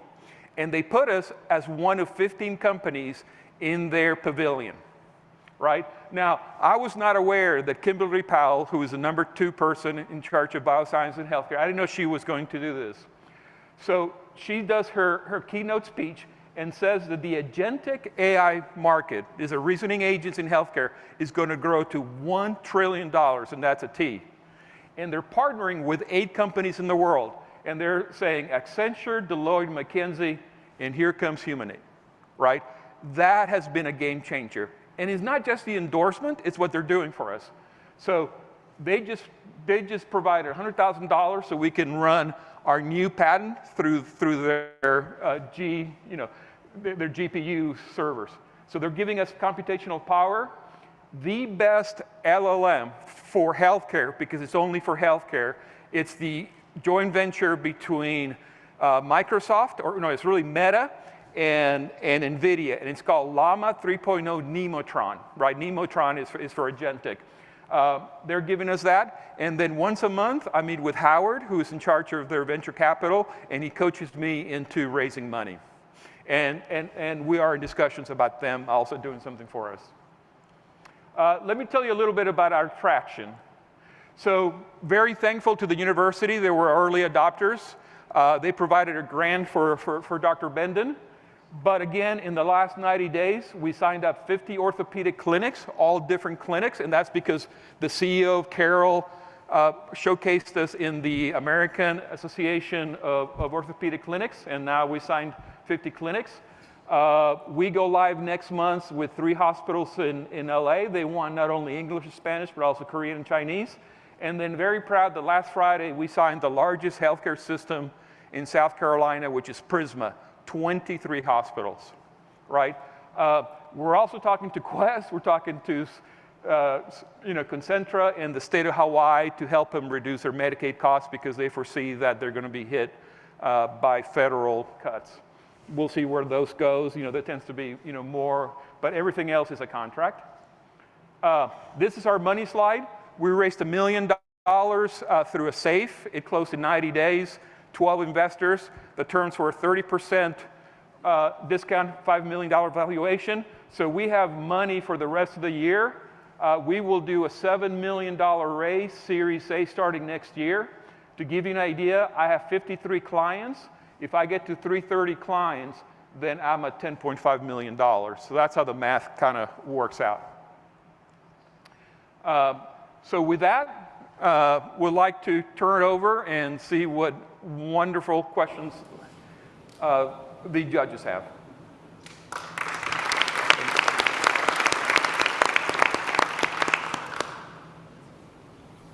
So you're creating an individual patient portal through the hospital system. So me as the patient, right, I'm interacting with this, whereas this looks like it's like in the room with me, or is it both? Yeah, great question, and I apologize for not explaining that. Not really. We are a SaaS, web-based company, right? So we are hardware agnostic. We can live on a kiosk, or we can live on your phone. In the case of orthopedics, 80% of the people that interface with us is through their smartphone. And our model is a subscription model, almost like Peloton. We don't care what hardware you choose. We sign you up 3 to 5 years, and you pay us a monthly fee per IP addresses that touches our computer, that touches our system. So that's how we work. So on average, it's about, we charge 50% of a full-time equivalent. So the sales cycle is fairly easy. We look at Indeed.com, we look at their website and say, hey, you have 50 medical receptionist jobs open. We're not going after their capital. They already approved the labor. They just can't fulfill the spots. And we're saying, hey, you have 4 medical receptionists. Why don't you hire three Cassies and 1 human? And that's a much better, efficient way of staffing. No different than airlines, no different what HEB does when you check out. But great question, Caleb. Appreciate it. Can you tell us about your IP? Yes. So the IP, and this is an area of strength. So we compete with Hippocratic AI. They've raised $217 million. We have more customers, and we have better product, and our IP got filed 2 years before them. So I think we're in a great spot. The IP, the 2 patents are owned by A&M. In exchange, they got 5% of equity. We made it non-voting common stock, so no offense A&M, but they're not going to meddle with an exit strategy, right? So they got 5% for common shares. From here on out, the IP is going to be internal to us, meaning that Larry Powell, our computer engineering manager, he will be filing more patents under Humanate, not A&M. Now, the advantage of A&M is, and I've gone against Google and Meta and different companies. My previous startup was a medical records company that sold at 25x to Windjammer, private equity.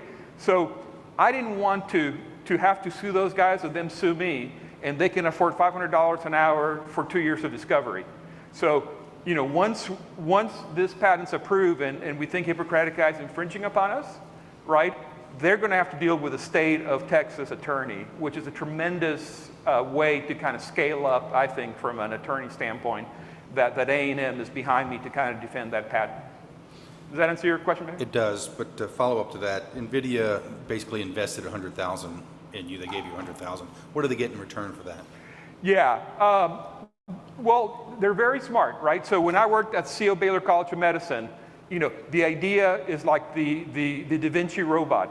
You put them in academic medical centers where you train doctors, and they pull your technology into that. Jansen Wang, who I've met, is big on supporting universities, right? Because he doesn't sell to healthcare, because he sells to AWS, Azure, and Oracle Cloud, right? But he knows that if we develop stuff like this, I'm going to be burning more cloud time with Oracle, and then Oracle's going to be ordering their parts, right? So that's the ecosystem. And in fact, what they're investing is how much I'm going to order from Oracle. So they're getting their orders from Oracle. I pay Oracle, and then NVIDIA pays some of me back through an investment. And in the case of Hippocratic AI, they did $17 million. So NVIDIA invested $17 million into Hippocratic AI, and that's part of their disclosure in the website. Great question. Two questions. When you have patients who maybe aren't as sophisticated or who don't like to interface with technology, what kind of feedback are you getting from the providers you've partnered with? And are they deploying this across their clinics, or are they selecting a certain number of patients to receive this? No, that's a great question. I get up every morning, and I used to check my bank account. Now I check the patient feedback, right? I got one from an 80-year-old saying, I feel like I'm talking to a real human. It is so much easier to fill a HIPAA release form with this person.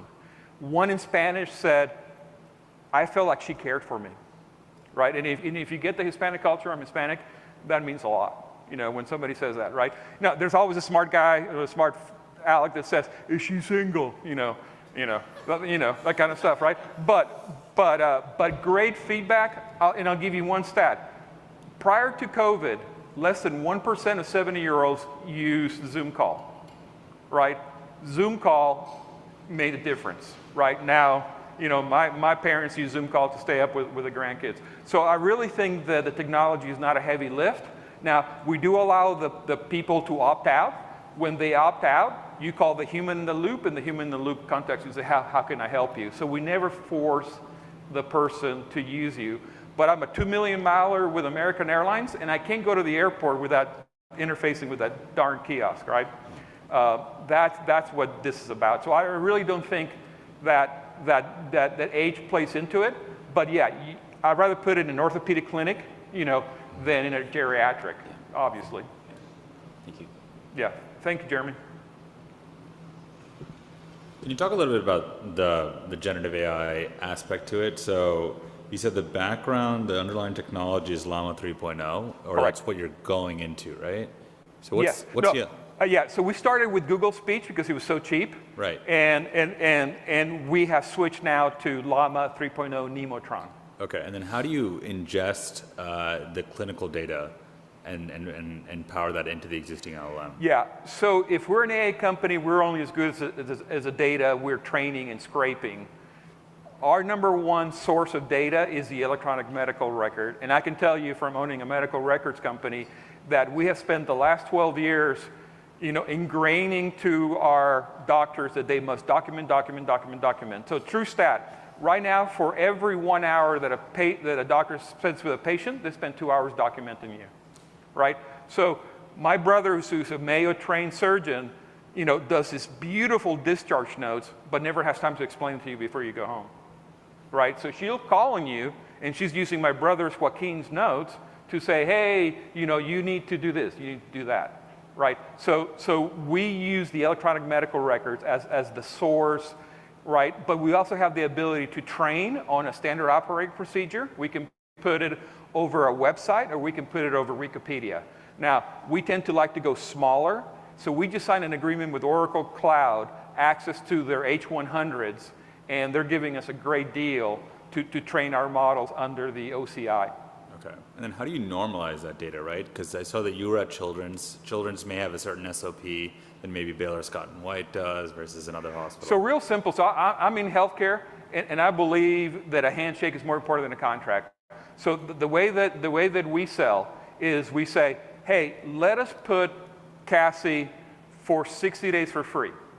And then I'll come back in 60 days and 3 things can happen.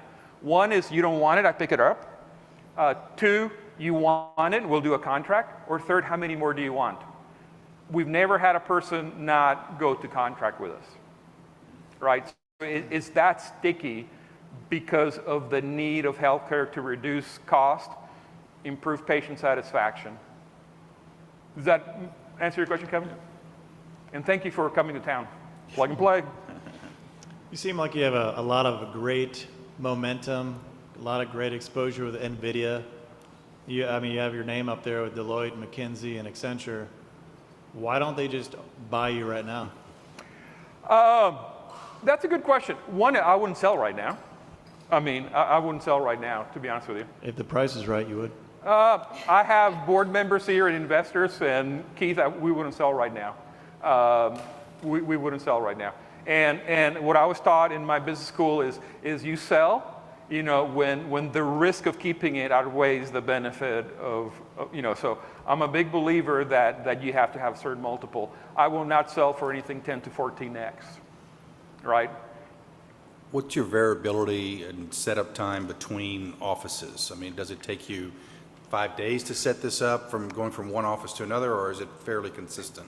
Very consistent. Think of it as an ATM machine, right? So it's an ATM machine that I can remote in through a war room and see if every one of these machines is still up and running. If they're not, I can restart them from my home base, right? And everything that you see here is not off the shelf, but for example, we use the Galaxy screen, right? So if I need to exchange it, I go exchange it. Thank you. Thank you very much. Thank you. So now we're going to have a short break, and I mean short. Let's try to be back here at 3:45, about 8 minutes from now. Restrooms are back here behind the screen in the corner. You pass AV. Tell them thank you as you go by. They've been doing a Herculean job. Be back here at 3:45, please, in your seats.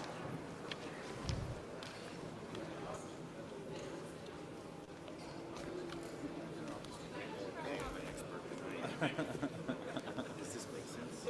Is this real? I think there's a lot of.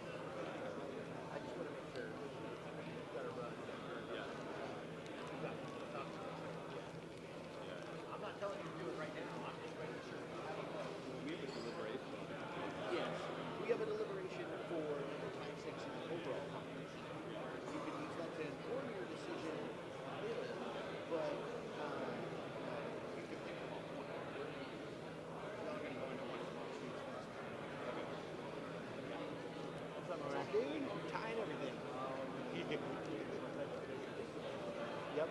Hey, Kevin, let me introduce you to real quick. I know you probably get five minutes.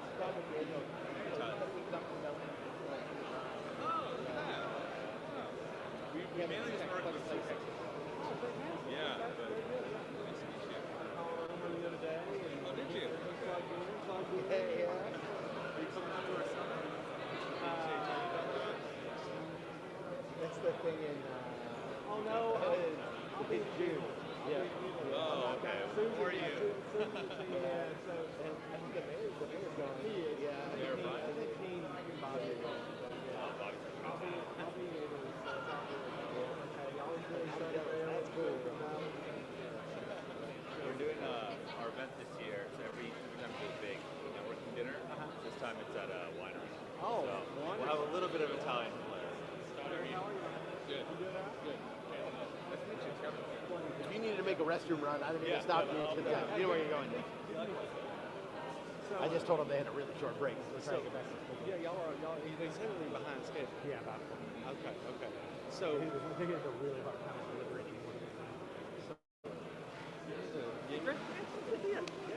you need to lay the land. So I haven't looked at the schedule. So basically, at this point, what's left? After finals, then we do elevator pitches, which is 1 minute rapid fire. Okay. Then we'll go back to the other room, and it's a reception.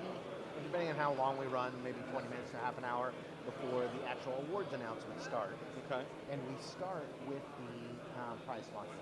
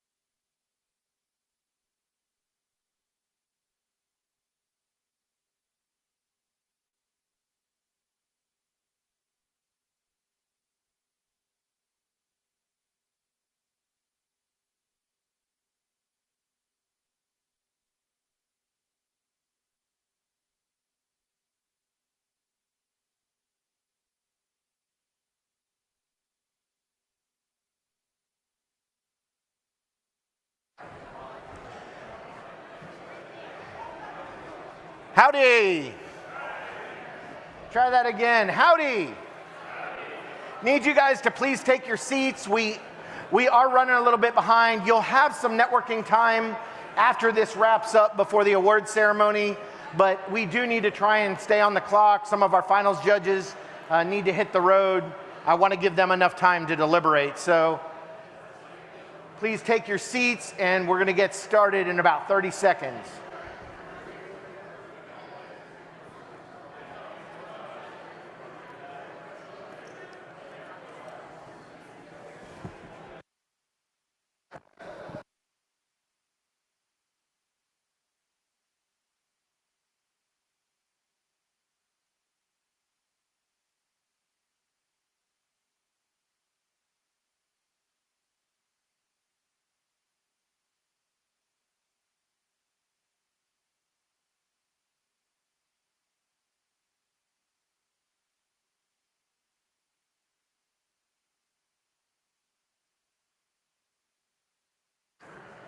All right, folks, please make way back to your seats, or at least curb the conversations, or step out in the hall, just out of respect to the presenters. So next up, I would like to welcome Club Girl Golf to the stage.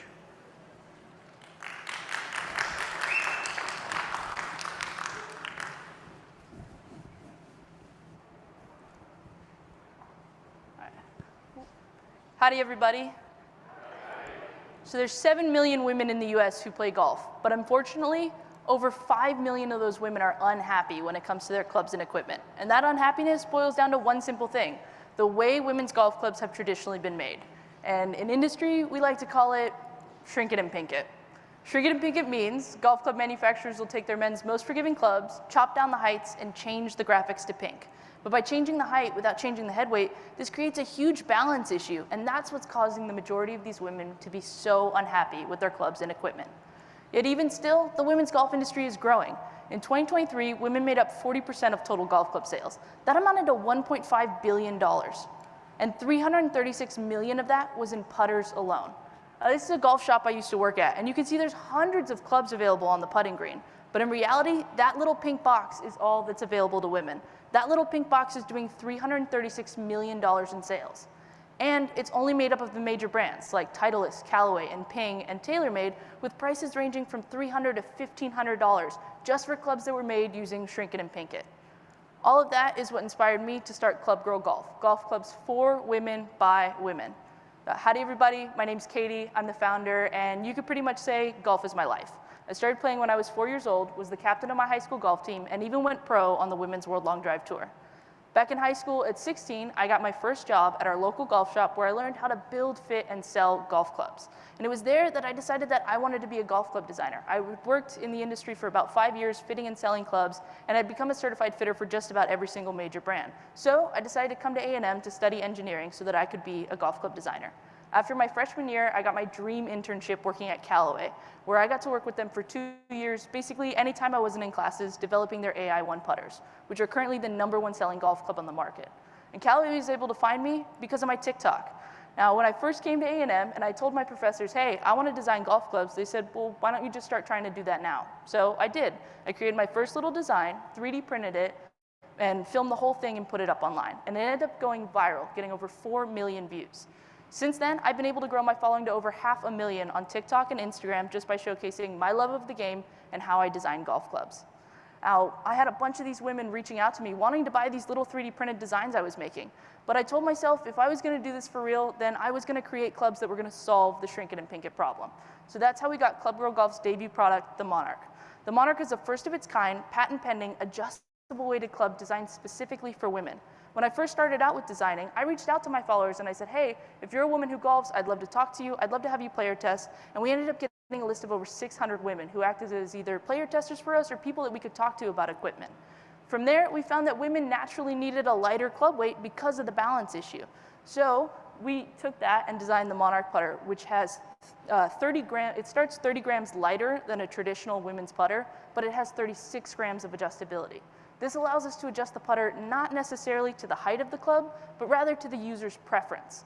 This also allows us to offer the club in 30 to 36 inches in both right and left-handed styles, which allow us to fit all women golfers from 4'10" to 6'4". But the real innovation behind the Monarch putter is our adjustable fitting system. So the way this works is our AI chatbot, Caddy, will use our proprietary fitting formula to walk you through how to fit your own club. You get all the weights included in our weight kit and our tech slot, and Caddy will walk you through how to find your perfect combination. So first, it starts off by saying, hey, how's the club feel? Hit a few balls. Is it too heavy or too light? And from there, we find your perfect balance. After finding your perfect balance, we have the added benefit of being able to correct for your miss using the toe, center, and heel weight slots while staying in your perfect balance. So if you hit short, long, left, right, or some combination of them, we're able to adjust your weights in your balance to correct for that miss. During our player testing, on average, we saw about a 70% increase in accuracy with our club at your specific weight settings versus the club that people were bringing into the fitting. Now, in developing this technology, we ended up trying out over 100 different designs. And in doing so, we got to try out a lot of different manufacturing processes. We did everything from CNC machining to casting to even making little silicone molds of the weights and filling them with tungsten powder and resin. But doing all this allowed us to find that 3D printing was going to be the best way for us to make the golf clubs. So I reached out to HP because they've worked with companies like Cobra and Callaway in the past on developing some of their production run clubs. I showed them the project and they absolutely loved it. So we've been working with them the last year to set up our supply chain. We found that using their steel and polymer 3D printers and combining the technologies, we're actually able to make all of our club head components. This includes the club head itself, our tech slots, as well as all 4 of our different weight types. This has left us with a sustainable, scalable, and cost-effective way to manufacture the Monarch putter. Currently, it costs $160 to manufacture, and we sell them for $400. Now, at the end of 2024, we did a small batch pre-sale. We had about 20 clubs. They were our Founders Edition. Everyone got numbered, really cool-looking clubs, and we sold out of them in just a couple days. From there, we were able to deliver in December, and we got some feedback, and everyone is loving it, and all of their friends are wanting to buy. Currently, in 2025, we're projected to do $640,000 in sales. In 2026, we're projected at $1.9 million. In 2027, we're projected at $3.1 million, and that's just by using our 3 main sales channels. First is our direct-to-consumer sales funnel. Now, since we announced the Monarch back in October of 2024, it's gotten over 6 million views organically only on TikTok and Instagram. By marrying that with targeted ads as well as influencer affiliate deals, we're going to push sales to our website, clubgirlgolf.com, as well as our Amazon storefront. And from there, we'll be able to begin our remarketing campaign. We've already got over 1,700 customers who are interested in purchasing the Monarch putter, so we'll be able to use them to generate new and returning customer sales. And we're expected to hit over 200 club sales per month by the end of this year. Now, next is our on-course sales channel, which is heavily dependent on our partnership with the LPGA. We've been working with the LPGA to help make the Monarch putter and then went as far as to work with them now in distribution. So we're using their teaching pros right now to be able to sell the clubs on a commission basis. We've started a pilot program with a golf academy out in LA, and they've had the club for 3 months now, and the students are loving it. All of them are wanting to get their hands on it, so once we have enough inventory, we'll begin the program with them and then roll it out to all 1,800 coaches throughout the next year. Then in 2026, in January, we'll be showcasing at the PGA show where we'll have more FaceTime with these LPGA coaches and the ability to offer a similar program to all 30,000 teaching pros from the PGA that are going to be in attendance. And then next is our country clubs. So using these coach connections, we'll be able to then enter into the country club market. We're starting with member-owned clubs like Miramont here in Bryan, who's already agreed to pick up the Monarch putter once we have enough inventory. Because these member-owned clubs, the members are the ones who vote on what does and doesn't come into their shops. So this allows us to get a lot more traction and then move into smaller groups like Invited, who have 150 clubs in their network, and larger groups like Troon, who have over 900 clubs internationally. And lastly is retail. So once we've drummed up enough hype over the next 2 years, in 2027, our goal is to enter the retail market. We've already started our pilot program with the Caddy here in Bryan, who have Monarch putters in stock, but we'll start by targeting independent golf shops like them. Then move into smaller retail chains like the PGA Tour Superstore, and eventually into larger big box stores like Dick's Sporting Goods and Academy. But to enter the retail space, we need more than just the Monarch putter. So for us, it's just the beginning. We've already got new putters in development. We're planning to add golf balls, irons, wedges, and drivers. That way we can fit all your golf equipment needs. Right now, we've been working on 3 new putters. We've been player testing them a bit, and we've already started to set up our manufacturing processes with HP. Right now, it looks like Luna, our half-circle mallet putter there, will be the first one to come out of the bunch. The really good thing about our patent is it's not necessarily on the Monarch-specific design, but rather on the adjustable weight technology paired with a fitting system. This allows us to adapt it into all these putters, like you see here, but also to change it up a little bit so we can implement it into irons, woods, and wedges. Currently, to be able to grow and scale at the rate that we'd like, target our direct-to-consumer channel, as well as begin to push into the LPGA Pro market and the country clubs, we're asking $1.5 million, and we're going to begin our raise around midsummer. Quickly, I'd just like to highlight my team. We're a full Aggie team, myself, Carrie Smith, who's our product engineer, and Matthew Calderon, who is our lead gen marketing. We're wanting to bring on 2 more people to help us with sales to manage the direct-to-consumer funnel, as well as the LPGA pros. We also have advisors from the 2 A&M programs we're currently involved in, the Malloy program and the McFerrin program, as well as an advisor from HP who helps us with all of our supply chain setup and manufacturer communications. We've been working with the LPGA the last 2 years, specifically with the president of the LPGA Foundation, but it serves as a conflict of interest for us to be an advisor, so she's finding us someone who can help us with these coach connections and branching out into country clubs. We're also involved in a few different programs and have a few different partnerships both in and outside of golf. So thank you so much, and I'd love to open it up for questions.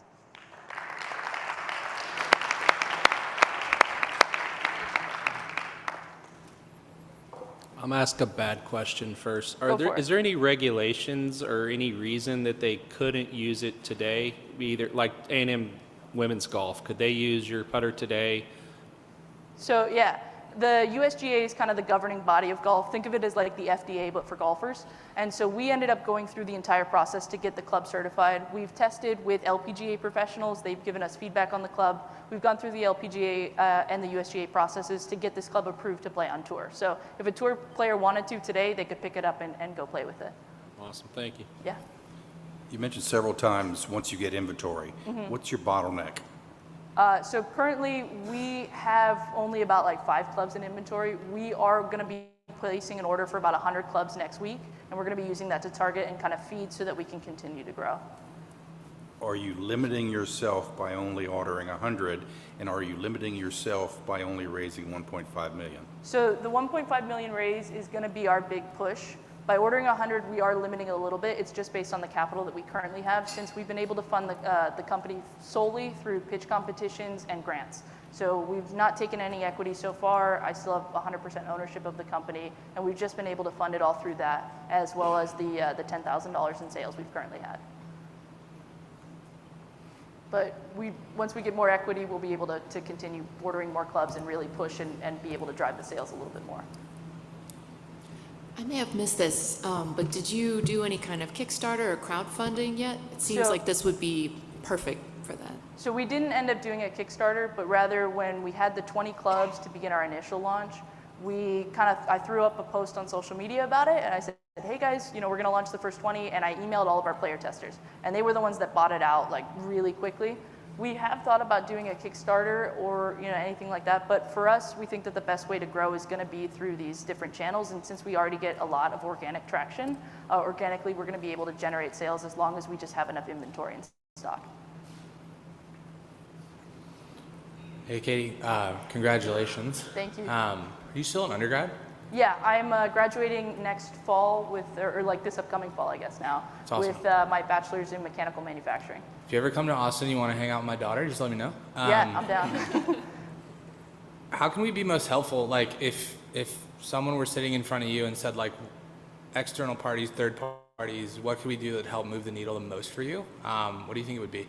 I think for us, like our big thing is we've got a lot of traction and we need to be able to meet the demand. We've got a lot of demand and a lot of want for the club. So any kind of connections or funding or any way for us to just be able to really drive forward is going to be the best thing for us. Awesome. Thank you. Thank you.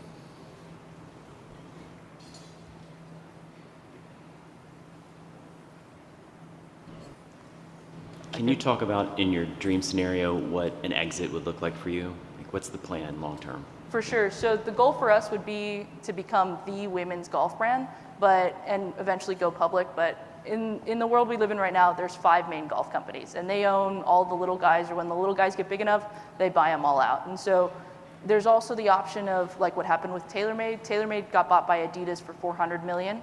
Adidas sold it in 2 years for 1.7. So there's the ability for us to get bought out by these larger companies. Cobra got bought by Puma for I think 1.2 billion. And so we have the ability to get bought out by these larger companies for a good amount. Our goal though is to not get to that point until we have all of our equipment. We know once we're able to service your entire bag, putter through driver, then our evaluation is going to be a lot higher and we'll be able to sell for a lot more. So I'm pretty clear on how you do the weighting process, but can you talk me through the app? Like, how do I become 90% better at putting? I heard you said that would happen if I did this. So, like, how does that process work? You call it the Caddy? Is that what you call it? Yeah, so Caddy, it's our AI chatbot, and basically Caddy, when you order the club, you'll get your little weight kit. On the back of the weight kit is a QR code that'll give you access to Caddy. From there, Caddy will walk you through how to change out the weights, how the tech slot works exactly, and then it'll say, okay, great, you're gonna hit some shots. You go hit 5 balls, and Caddy will say, okay, does it feel too heavy or too light? And from there, you find that ideal balance. Once you've got your balance point, Caddy will go as far as to ask you, okay, now do you have a consistent miss? Is everything going one direction? Are you short, long? And so you work with Caddy to figure out, okay, I am short and to the left. So Caddy will start by addressing short first, and then your direction. And so from there, we're just manipulating the weights based on the toe, center, and heel slots. but staying within your ideal balance. So we have a different weight range pretty much for every combination. So there's 125 different combos so that we can definitely work to make you a better putter. That's pretty incredible that you can do that. So Thank you. good job figuring that out. Thank you. I don't think it's going to help my putt game very much. Well, you just got to work with it. The cool thing too with Caddy is that if at any point you want to change it, you can, because you already get access to the fitting system and all the weights included when you purchase the club. So you can have, you can go to a lesson. Someone's going to change up your swing a little bit, try and make you a better putter, and then you can adjust your weights to that new swing that you've now developed. So this is a club that you're buying once, and you're not going to have to buy again.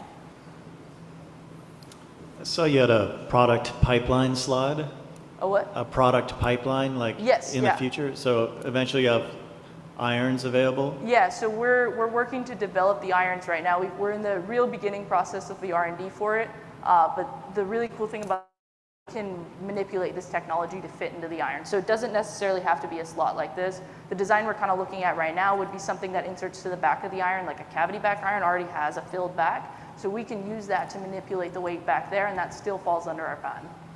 I also saw an icon of a golf ball. Is there any significant difference to that, or is just... So golf balls have been an ask. We have a lot of customers asking, hey, I'd love to play a Club Girl golf ball. Like that's so cool. On TikTok, we do some stuff with golf balls, and so people are wanting to see, golf balls available next. And it's something that golfers are constantly buying, right? You go out, you play around, likely you're gonna need to buy at least a sleeve of balls. If you're a bad golfer, you're gonna need to buy more balls more often. If you're a better golfer, you're probably buying them about once a month if you're playing often. Would you be manufacturing those golf balls, or would you outsource that and just So label that's it? something we're exploring. Okay. Likely it'd be an outsource. The majority of the companies outsource them except for Titleist. At the PGA show, we're going to set up some meetings to talk with different golf ball manufacturers. I spoke with a bunch last year. We just weren't ready to pull trigger on it yet. So this year I'll be able to really kind of work with them and figure out which way we're going to want to go with that. Quick question on your patent application. Yeah. Are you the sole inventor, or are there multiple inventors? I'm the sole inventor for the And is it still in your name, or has it been assigned to Club It's Girl? currently in my name. We're looking into assigning it to Club Girl, but for the moment it's in my name, yeah. Thanks. Yeah. Hey, Katie, really interesting business. Reminds me of, I was a similar age when I had a consumer inventory business. Awesome. So know the challenges of running a business while going to college. So awesome Yeah. job. I think the biggest difference between that is you are a creator of yourself, and I think you said over 300K followers. So curious on, I'm sure you've thought of it, of building that voice and using your social media influence, not only yourself, and clearly you have, but also other influencers that are in a similar space, and getting more awareness of your product line. 100%. So we want to open an affiliate program. We're working to hopefully be able to do that over this summer, and reaching out to a bunch of influencers. I thankfully have a bunch of golf influencer friends from being a golf influencer now. So reaching out to them, figuring out who wants to sell it, setting it up so that they can make an affiliate fee on it, and we can really drive traction that way. Okay.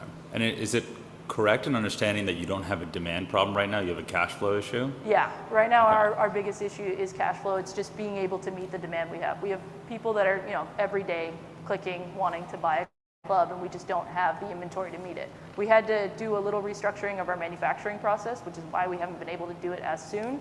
But now that everything's ready to go, we're ready to hit play. We just got to make sure that we order enough clubs. Okay, and I'm assuming it's something like you have to pay for inventory on net 30 terms, Exactly. and then you have to pay back, and you get revenue within 90 days and so forth. Yeah, Okay. exactly. Have you thought about doing pre-orders? So we did the pre-orders for the small batch, Okay. but the thing that we found in talking with a lot of customers, so when we did that small batch order, in the first hour we had 200 people add it to cart. But we only sold out of the 20 in 2 days, and when I reached back out to all of those people, we found that it was because they didn't want to wait. Golfers, when they order something, they want it right away. They want to hit buy and get it in 2 days. And so for us, we know that that's going to be kind of the best path forward, is if we're going to be selling this club constantly, we always need to have inventory. And you have zero paid media spend right now. Sorry, what? You have zero paid media spend right now? We did $10 a day in ads for a little bit there Okay. to generate some leads. Our lead gen was less than $1 per ad, and it's just $10 a day. It's what a student can afford, so we did a little bit, yeah. Awesome. Real quickly. Yeah.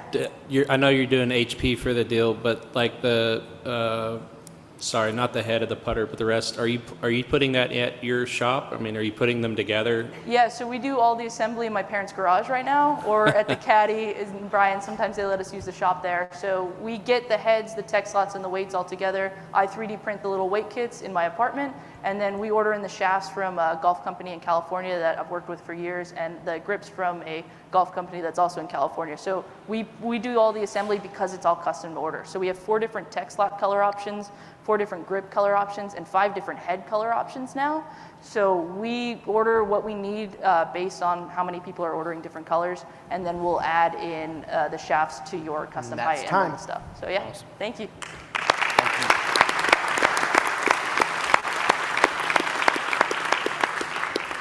Thanks, Club Girl Golf. Next up, Audiolo.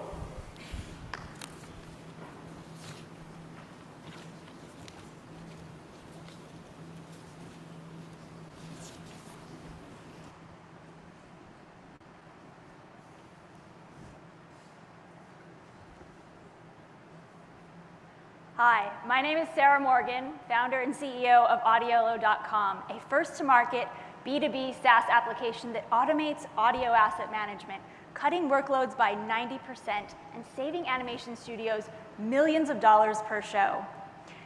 I was that wild kid who spent my Saturday nights writing quietly in my room. By the 5th grade, I won my first cash prize in a writing competition, and that's when I discovered my inner entrepreneur. I always dreamed of working in animation. I wanted to create all the stories and the characters, remember these guys, that speak to what it means to be human. I got my degree in screenwriting, wrote sketch comedy for a theater in Austin, and got my first animated short produced, winning laurels at film festivals. A director from The Simpsons read a script of mine and left a recommendation on my LinkedIn praising my screenwriting skills. And I was also an entrepreneur and the founder of a tech startup. My goal as an entrepreneur was to start my own production studio. I wanted to work in animation production to learn how animation pipelines are built. I wanted to be able to find out, how do they make these shows that I love so much?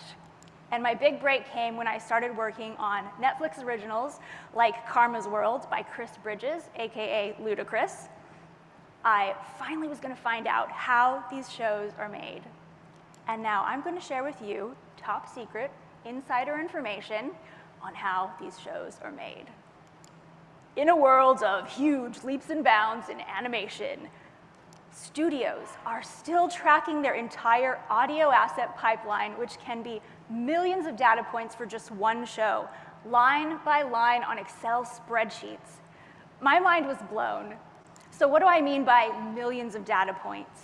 Every line of script, every script revision, every recording, re-recording, producer's notes, asset reviews, scheduling, every line is recorded multiple times, and the selected takes, these are called circle takes, all being tracked on Excel spreadsheets.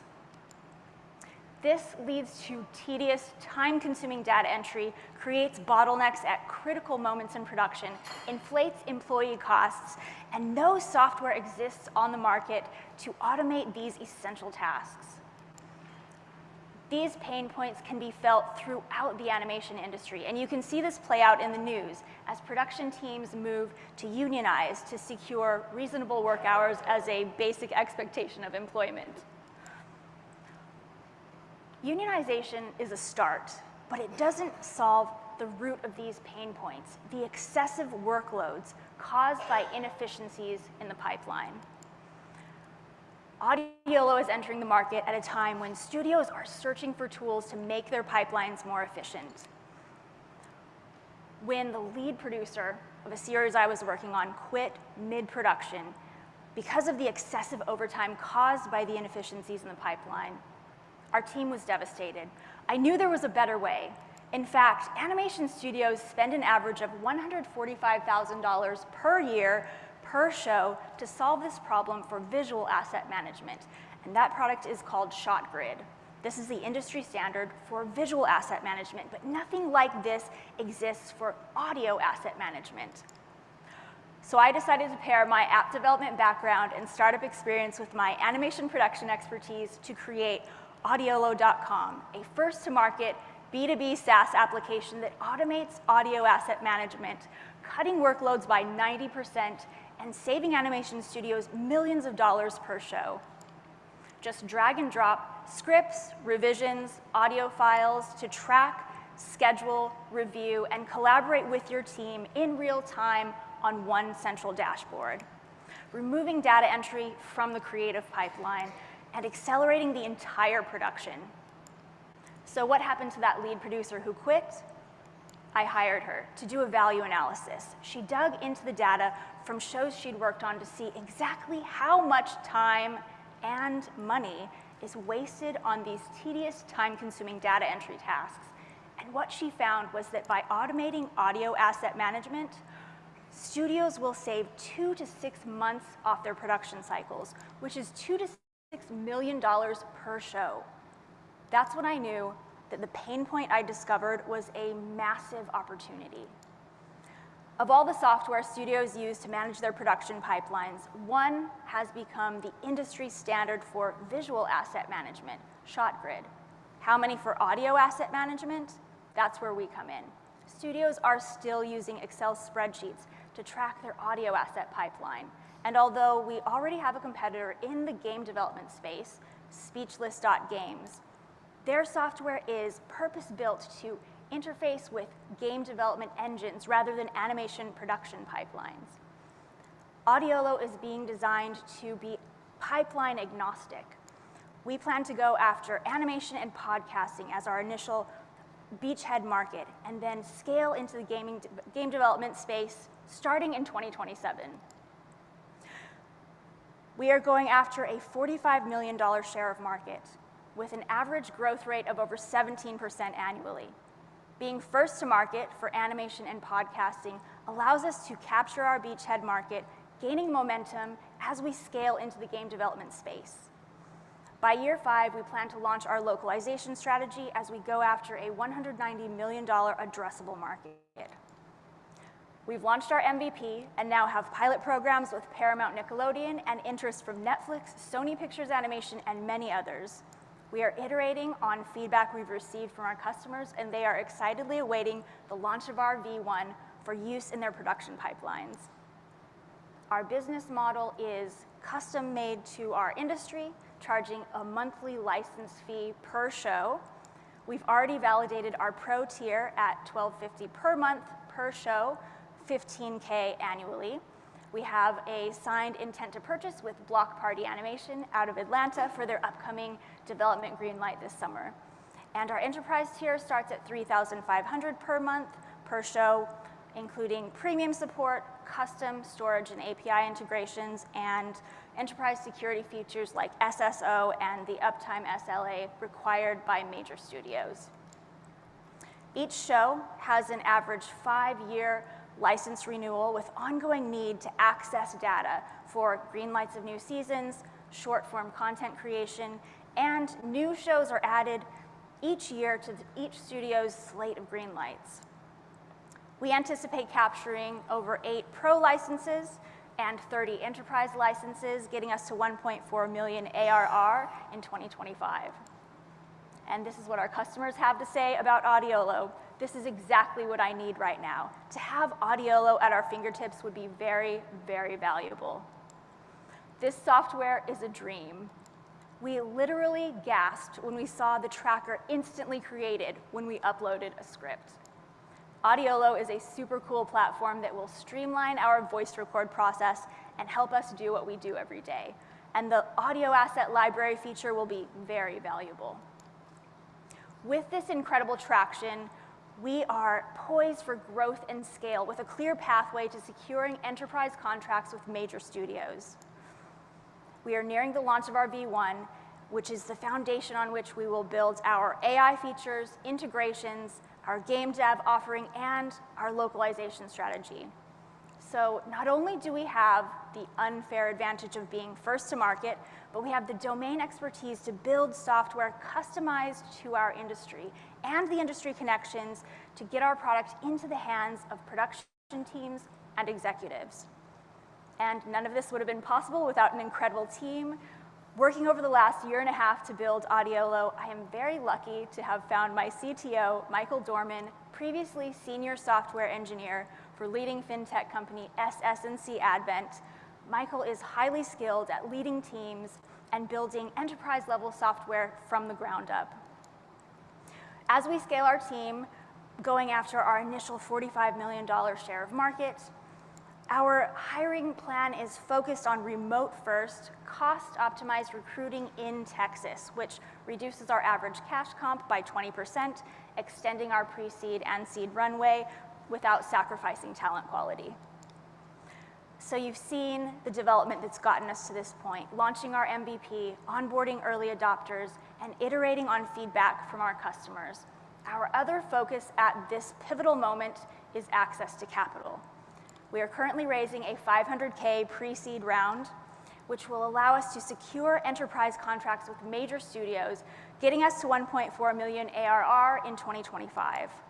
We've already raised $130K and have follow-on investment pledged by our lead investor and interest from angel investors and investment funds who are excited to see us reach our first revenue milestones after the launch of our V1. This is why the Texas New Ventures competition comes at such a crucial moment for us. We already have customers lined up and waiting from major studios, and investment will accelerate our development and allow us to scale our sales pipeline as we go after our initial $45 million share of market. I am so grateful to be here and for this opportunity, and I'm excited to continue the conversation with you. I would love to take your questions.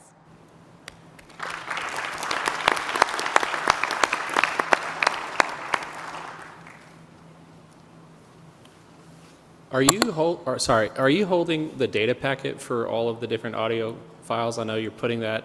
And so if you're doing that, how does the monthly subscription accommodate for those additional files that you're holding? That's a great question. So that is what we are building. We're building a system that allows people to create an audio asset library. And so people use different storage services. We'll be offering integrations with those storage services so they continue to use their storage that they're using, but they'll be able to interface with Audiolo as their audio asset library. This seems like a solution that could have been around 20 years ago, right? You would think it's something that I'm surprised hasn't popped up yet. So why do you think it's taken so long? I agree. Yeah, you know, this is it. I was completely shocked to find out that this was what was happening behind the scenes. I mean, there's so much, there's such an incredibly complex pipeline. And so I had the thought, you know, maybe someone has built this already in-house. And as I started showing this around to studios, nobody has it. And I was just shocked, like, someone has to have this. And I had a theory, if anyone had it, it would be Pixar. And in fact, Pixar does have it. And let me share with you a quote. So I met someone who worked previously at Pixar, and I demoed this product to him. He now has his own studio building feature animation for Netflix. And he was like, oh my God, you made it. You're making the thing. And he was like, you know, ever since I moved on from Pixar and I have my own studio, I wish I had that software. And I look at my friends who worked with me at Pixar before, we look at each other longly like, oh, if we could only have that software to use in our pipeline. And he's like, I've never seen it on the market. It just doesn't exist, and you're making it. So he is now our product advisor.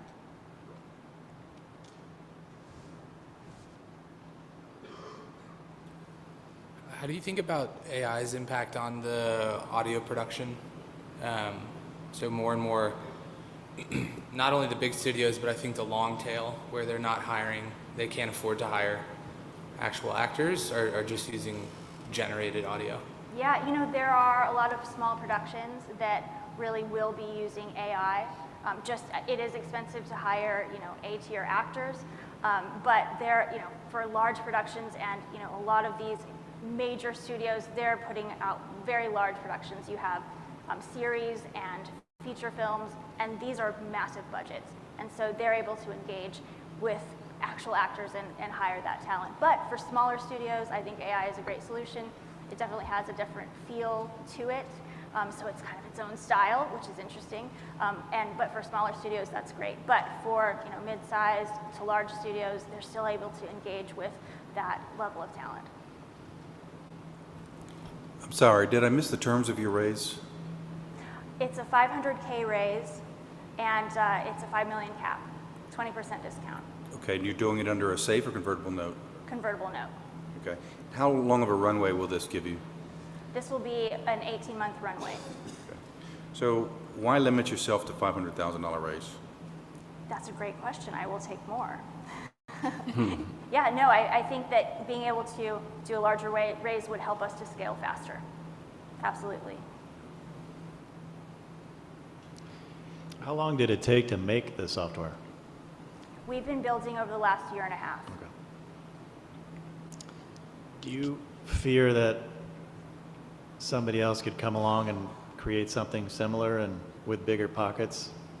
That's absolutely possible. And I think being first to market is crucial. Absolutely crucial. So, once we gain those initial customers, it's difficult to change gears and switch to a different product. And once we have, those valuable customers, they're going to stick with us. Which then justifies the speed, right? Exactly. Which goes back to raising more money up front. Yeah, thank you. Yes. Can you talk about, on your slide about MVP, your minimum viable product, do you have a pilot program going on right now with certain clients? So we landed pilot programs with Paramount, Nickelodeon, and other studios as well. And we're iterating on feedback we've gotten from our customers, and we're very close to launching our V1 that they will be able to use in their production pipeline. Can you talk about the arrangement you have with those clients, and contractually, could they take it and go compete, or are you protecting yourself in those arrangements? Protecting my IP? Yeah. Yeah. So the part of the agreement is if they provide feedback or anything, then that is they don't get any IP for that. So yeah, the IP is protected. There isn't any sort of IP being exchanged in this. Yeah.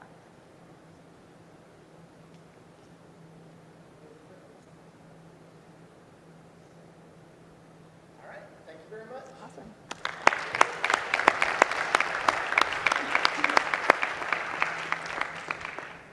Quick announcement while Paradigm's coming to the stage. After Paradigm finishes, we're going to be going into the elevator pitch competition. So I need all representatives of the non-finalist competing companies. So that's 14 companies. You need to have one person from each company head out towards registration, where we entered at the beginning of the day. And our team is going to help you start lining up there to get ready. So please go ahead and head out there so they don't have to come hunt you down.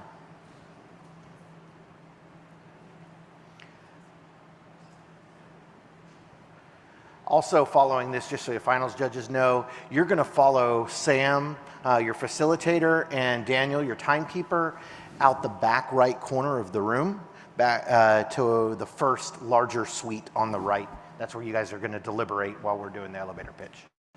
So, Paradigm, you're up. Where are you going?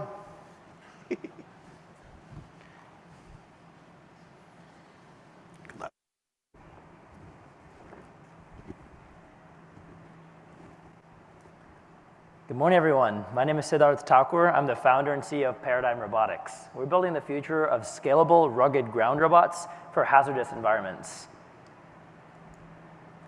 We're really tackling a massive problem. There's over 500,000 structure fires every year and over 60,000 hazardous spills, leaks, and explosions. That results in $500 billion in loss every year, from the thousands of fatalities and hundreds and thousands of injuries, not to mention the massive property damage caused by these emergency response events. And of course, this is only getting worse as wildfires increase, school shootings happen more and more frequently, and AI is fueling further data centers and nuclear power plants that result in greater hazardous events. And the challenge is there's a lack of robots tackling this today. We're seeing that generally robots are either too generalized and they're trying to do many things all at once and unfortunately don't do them all too great, or they're too specific and they're focusing on one or two challenges, but that limits your TAM. But we believe there's a middle ground, and we believe that unmanned ground vehicles, or UGVs, is the way to go to capture this opportunity. But the challenge is many UGVs today just aren't rugged enough. They're not waterproof, fireproof, or CBRNE resistant, chemical, biological, radiation resistant, or they're incredibly expensive, going from the hundreds of thousands to the millions of dollars. And so we see that's really holding back the market for commercial scale adoption. Robotics today need clear ROIs for customers to actually deliver value at scale, and that's really what's holding back robotics deployment. So if you look at sort of the history of ground robots or unmanned ground vehicles, you go back to the 40s, you see DoD, DARPA, Cold War funding dozens of these little robots. Now they're great, but the challenge is we're now in 2025 and we have a lot of the same robots, but still costing hundreds of thousands to millions of dollars with basic issues like wireless comms, battery life, limited payload, and then of course they're still not rugged enough to go into any environment outside their limited window. The entire industry shifted to UAVs and quadrupeds, which are great technologies, but they just don't solve the problems that ground robots can do. And that's really where we're tapping into, is this massive market where ground robots can serve and solve critical problems across emergencies and industries. And that's really the time right now. Hardware is incredibly cheap. Over the past 10 years, we're at a massive inflection point with massive advances in battery life, wireless comms abilities, embodied AI enabling huge applications across the entire value chain. And you're seeing customer adoption explode for search and rescue robots, ground robots. People want robots to solve their challenges. The problem is, of course, they're still held back by the price, the ability to deploy them quickly, and the ability to actually scale and solve their challenges. And yet disasters only get worse. So now is really the time. And so we built Firebot. Firebot is one of the most rugged ground robots ever built today. It's fireproof, waterproof, bulletproof, explosive-proof, sea-burn resistant, everything proof. But it's designed to go into incredibly hazardous environments to get life-saving, mission-critical situational awareness. Essentially, get the data when you don't want to send a person into and risk their lives. So we extend the operational envelope for where robots can be deployed today by building the first platform that can go in and get the data when you don't want to risk your men or women or troops or anyone like that. Right now, we're hyper-focused on two use cases. We're really focused on hazmat. What is hazmat today? At the scene of a hazardous spill or leak, everything slows down. People put on their $10,000 Class A PPEs or personal protective equipment.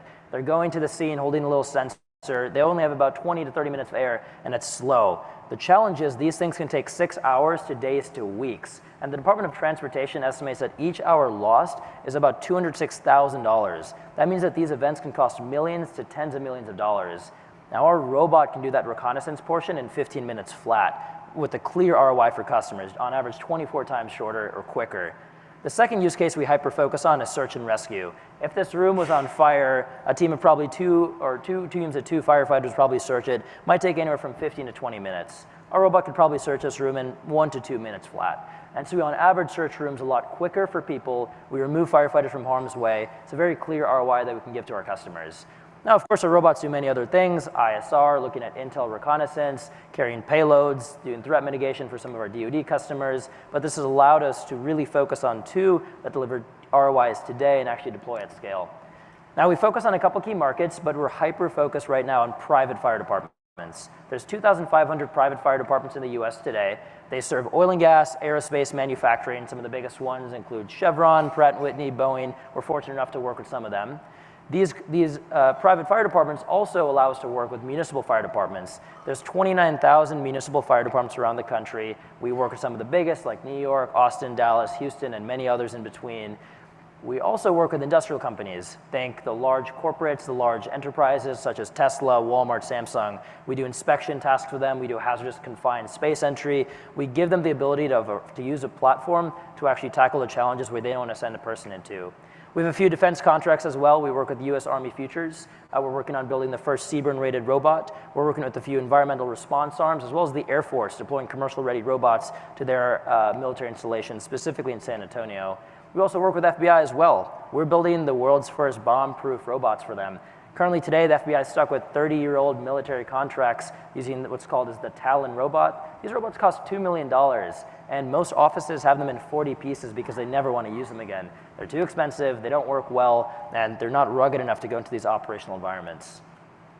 But right now, we have a pretty specific go-to-market strategy. As mentioned, we're focusing on doubling down, penetrating to the private fire market. It's about $1 billion market from a bottoms-up analysis. We estimate that we are going to work through about these 2,500 private fire departments in the next 2 to 3 years. The key thing is my bread and butter is municipal fire departments. I've worked with them for the past 11 years. I work with over 84 around the country today. These are really important channel partners for us. They give us the trust, the brand, the reliability, the credibility. These are some of the best firefighters and first responders we've worked with. And these people introduce us to industrial customers, which is our largest market. We're trying to be the company that can build ground robots to solve the toughest challenges in industrial environments. But the way to do that is by leveraging first responders and first responder networks, which give us that ability. And so that's about a $200 billion market across 370,000 hazardous operational facilities. Think oil and gas, manufacturing, data centers.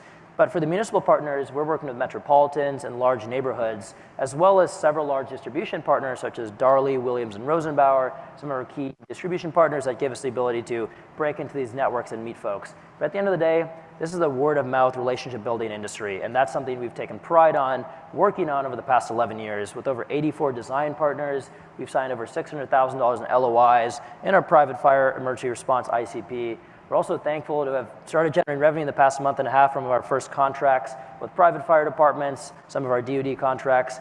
We're super excited because we haven't even put into production our first robots yet. Customers need these products. They need these robots to solve their challenges. They're flying us out to help them solve their challenges. Then we have a large pipeline we're waiting to execute on through the rest of this year. And I'll mention in a little bit, we're putting into production 8 robots, which will get us to about $1 million in revenue by the end of this year.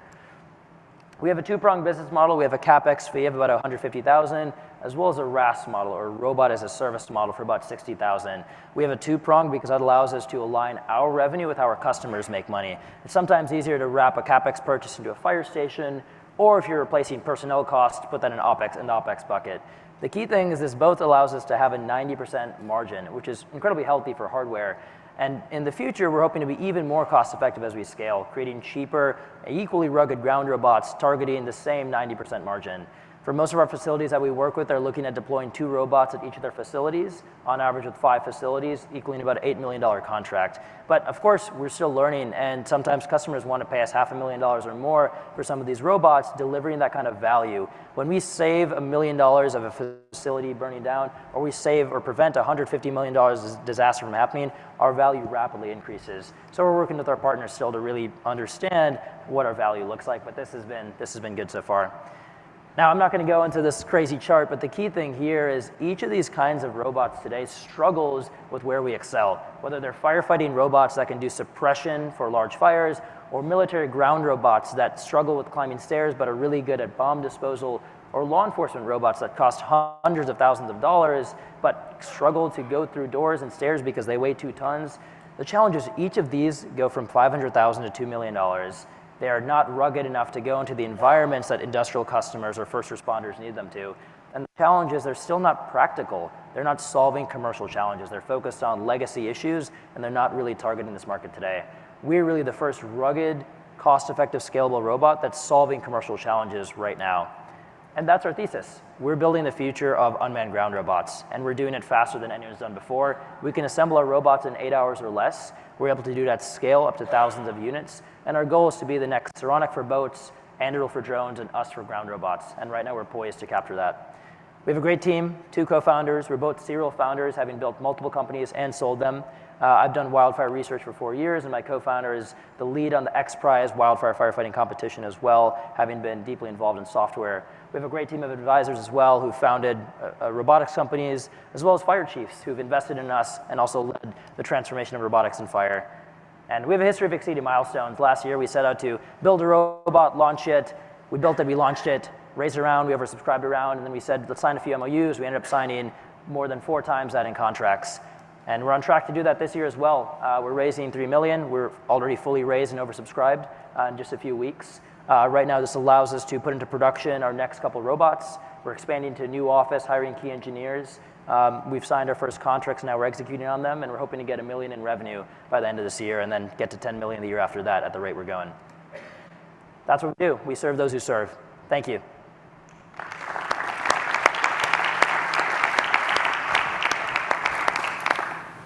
I'm pretty sure I heard you say 11 years twice. Who did what 11 years ago? Because I don't think you did it 11 years ago. That's a great question. It was me. So I started working on this in 2013 at the Southwest Fire in Houston, Texas. I was building little wildfire sensor networks to help California do early detection of wildfires. And I reached out to two Houston firefighters who became good friends of mine. They were killed in the Southwest Inn fire that happened in 2013. And I started working on building robots to help with that challenge. Reached out to my local fire chief, sat down with him and asked him, how could I help? And he gave me some pointers, gave me some tips. I was just a wee little lad, 10 years old. And then over the past 10 years, I've been iterating, building what turned as a passion project, turned into a startup the past 2-3 years. Okay, interesting. Correct me if I'm wrong, but you were here last year and competed. I was correct. I was an alternate last year. Okay, so just going to make a point for all the other competitors here.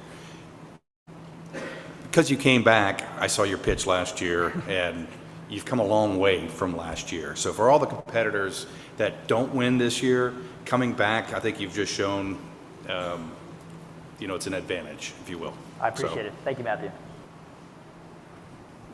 Can you talk a little bit about the capabilities of the robot? I don't know if I completely understand everything that the robot's capable of. Let's do it. So it's a ground robot, and it's capable of climbing basically most obstacles, debris, rubble, stairs found in most environments. So whether it's a built environment like this or an unstructured environment like a disaster scene, it's fully CBRN rated, so it can go into chemical-laced environments, biological-laced environments, some radiation-laced environments, as well as it's fully waterproof, fireproof. It's the hottest robot in the world, so it can go up to 650 degrees Celsius for 15 minutes. It's also fully explosive-proof. We're pursuing certification for that. But all of these are just fun features. What it really does is it allows you as a user to have trust and reliability in your robot. Today, if you're at an incident or a scene, you have to think about what can my robot do? Where can I send it? And that slows you down and that limits what you can do. This robot you can put in every environment and it gets you data back. What data do we get back? Simple things: thermal, video, audio, real-time mapping, or gas sensing. Gas sensing is one of the most critical features, allowing us to identify what's a toxic substance in the air. That simple data allows users to make that decision that they need to right now, where they have to send 2 or 3 people into harm's way, which costs them hundreds of thousands or millions of dollars when things go wrong. So really what the robot does is, it's a ground robot, goes through anything, gets data back to the user in real time, and then the users make decisions on what they need to do at the scene. Okay. And then when you talk about, so it sounds like at a high level, it's really focused on scanning and understanding in different hazardous environments so that humans can make the ultimate decision on how to interact. I'm curious, given the complexities of the hazardous environments, how the robot navigates and how you've created a series of redundancies for that. That's a great question. So it's fully teleoperated, so there's no autonomy. There's some semi-autonomy for obstacle avoidance, obstacle detection, but we've done incredible tests in live burn environments. We've gone through lakes of burning hot oil. We've gone through disaster city rubble piles here at Teaks. So we've put it through the paces to essentially become one of the most qualified ground robots in all sorts of unstructured obstacles. I'm not saying it can do everything. There's dozens of environments where it can't work well, but right now we're at the point in time where we are the best ground robot that can go to the most environments in the most operational contexts. And for our customers, early customers, this is truly a paradigm shift, sorry for the pun, of where they can send their robots. I'll quote it in the words of CTH. They're our first customer. They're an expert in robotics and emergency response. They have a fleet of spots, a fleet of PackBot robots. We're replacing every single one of them with our robot. It's a shift in how they can do operations today because we can just go into every single environment that they couldn't before. But I assume you're because of the hazardous environment, you have to mix a mix of LiDAR, radar, and maybe even cameras because one of the 3 may not exist, right? Or how does that work? How do you collect that? We hyper-focus just on cameras, thermal, visual. Really? We have a radar and LiDAR stack we can put on board. We work with DARPA. The director visited our lab. That's one of our technology suites. But forget all the add-ons. We're really building a platform that other people can build on. We already work with 3 companies that put on suppression equipment onto our robot. We have 2 companies that have put AI software. Our radar technology is an attachment. But the challenge is you can add so many attachments, but if you don't have the platform, what do you do? So we're building that platform that allows that. And now we're adding a robot arm attachment to do manipulation. But we're still hyper-focused because we're delivering clear ROI to our customers today with our first use cases. But great questions. Thank you. You mentioned you're working with Army Futures Command. Can you expand on that? Yeah, of course. So right now we're looking for an IDIC contract. We've been working for the past 6 years. We've done 3 or 4 demos with various folks, various stakeholders. We're trying to work on a custom contract to allow us to essentially build out and commercialize a CBRN-rated robot. It's something that's been on their roadmap for the past 7 years, realistically, and right now they're looking. So you're looking for like an OTA, but at the moment you're Exactly. not on a contract, right? That's you're just correct. talking to them, working with them. Correct. We're on one contract right now with Air Force, so we're delivering just a commercial product off the shelf direct to them to their military installations. You're going to deliver 8 robots this year for $1 million. What's your capacity? How many can you produce per year? So right now our supply chain can handle up to 1,000 per year, but frankly at that level, of course, it'd be a much different company. Right now internally, we assemble in-house. We outsource manufacturing to our global network. Right now internally, we can handle about 5 robots a week, which is about 25 robots a month, which more than handles our current supply. Our goal essentially is for the next 5 robots is to iterate really closely with customers. We understand it's not a zero-sum game. You're not going to deliver a robot and leave it. We're giving these first 5 robots to our early customers. We're working very closely to improve and iterate with them. CapEx budgets most likely hit in October for most of our customers, and so then we're going to roll it into one-time fees, and that gets us to about 8 to 10 robots by the end of this year. Next year, we're projecting to hit 30 robots. That gets us to 10 million in revenue, and then just step up from there. As our defense contracts, to Caleb's point, potentially hits into the next year and beyond, we have to prepare for a larger scale, and so that's really our biggest fear, is when big contracts hit, are we ready to grow as fast as we can? And so that's what one of the things this round gives us to do, is building out our assembly facility right now, which is what we're in the process of. Now, you showed your team. There were 2 people and then advisors. Yep. Is that it? And so we have 6 full-time engineers, and then we're hiring 5 more with this round. So we should be about 14 by the end of the summer. Does the robot communicate? Does it have any messages or audio capabilities? Yep, so it's two-way communication. Okay, so two-way. if you're a victim, you're Cool. trapped inside, it can talk with you. It's also really useful also for police environments where you're finding a barricaded subject and you need to talk with them. Right. We did some work with Boston Police Department for that. Have you explored adding any firefighting capabilities, like extinguishing capabilities? We have. So we were actually part of a competition that I think Caleb's familiar with. It's the DoD Wildfire Firefighting Competition. So we're flying out to Florida next week. It's a small contract. We're essentially we put a monitor onto the robot, which is a thing that pushes water out, and so we're suppressing fires for them. This is for a wildfire application, but we didn't even build out this capability. 2 companies came to us and said, look, you built a great platform. Can we fight for the opportunity to put our equipment on yours? And so we're basically partnering with them as a distribution partner, but also to solve a critical DoD challenge, which is wildfires coming near military installations. So yeah, it's a great use case. There's a couple other robots that do it, so it's not our primary use case, but it's something always cool to do. So what's your weight limitation as far as what you can add?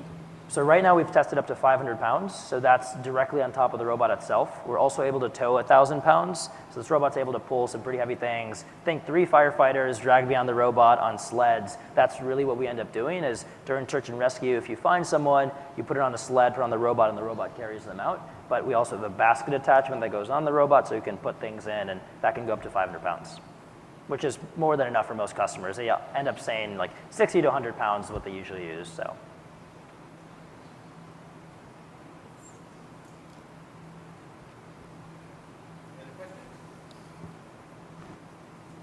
So your gross margin, you said, was 90%. Did I miss the sales price? So we sell it on average for about $150,000 with a $15,000 warranty on top, and our BOM is about $29,000, so it's pretty low today. It's 90% COTS, so it enables us to move really, really quick. But the price generally increases. We generally sell it for about $200,000 right now. We've put $500,000 for some of our customers. So to be honest, we're still learning just from each of our customer segments. For some of our industrial customers, we've graduated from just doing emergency response to doing industrial inspection and hazardous waste removal, which is sort of our vision for the company, right? Which is solving those industrial challenges. And so we're figuring out different pricing schemes for various use cases that we can do. And realistically, what we'll end up doing is various certifications, various models for various industries itself. But right now, we're hyper-focused on just this one because it's our bread and butter. We're penetrating it, and we're growing really quickly. All right. Thank you very much. Thank you. Can I have that? All right. Thank you very much to our finals judges. You guys are going to go ahead and exit towards the back here. Follow Daniel and Sam. Start heading that way. I also wanted to remind all prize sponsors, you guys can go ahead. While we're getting staged up for the elevator pitches. Prize sponsors, please do send your winner or priority winners in the case of the law firms to Cody as soon as possible. Now that you've seen the finals pitches, we do need to get those lined up and slotted in, and we'll explain the logistics of how that's going to work in the award ceremony. Let me grab the clicker real quick and we'll get started with elevator pitches.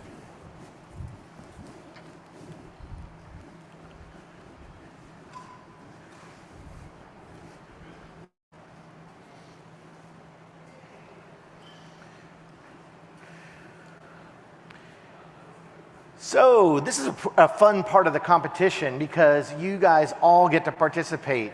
Whether you were a judge this morning, whether you're watching online, whether you're just in the general audience today, we would encourage all of you to participate in this voting that's going to happen via Slido here shortly. So you're going to get to watch all 14 of the competitors. That's all of the semifinalists and alternates that were not in the finals that you just watched. The finalists, they're all in the big money.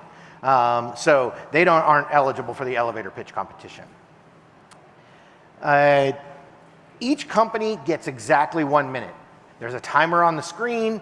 We usually add a couple extra seconds just to give a little bit of padding for walking on and off, but generally that timer will start right as the presenter starts speaking, and I will cut them off as it hits 0. The voting scale is 1 through 5 stars in Slido, and I'll explain how that works here in just a second, but 1 star is obviously lowest, 5 is the highest. Voting is actually going to be open until 5:20. Oh good, the Slido's already up. It's the same Slido as we used before, so you can go ahead and scan that and get ready. Voting is going to be open until about 5:20 when our folks will actually go in and aggregate the scores and make the final decisions. I recommend, just having done this before and run this with the group many times, highly encourage you to vote after each pitch.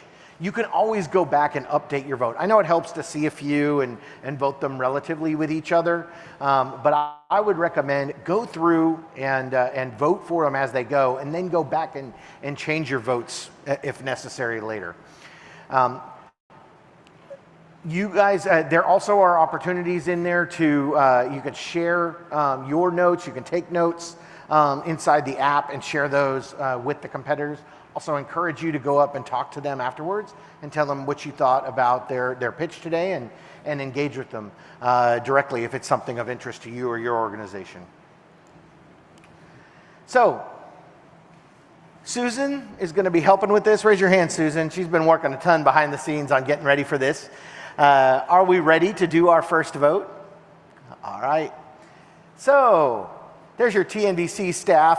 That was actually last year's picture we took on the rooftop for those of you there, but for the most part, those are our TNVC staff, plus a few additions this year. If you wouldn't mind going in and answering that question.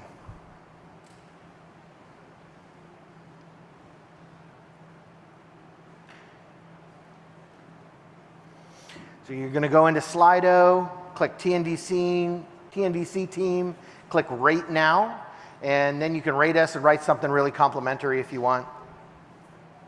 Anybody having any trouble? I see a few people still holding their phones up trying to take a picture. You can also just go to slido.com and then type in that number 1353950.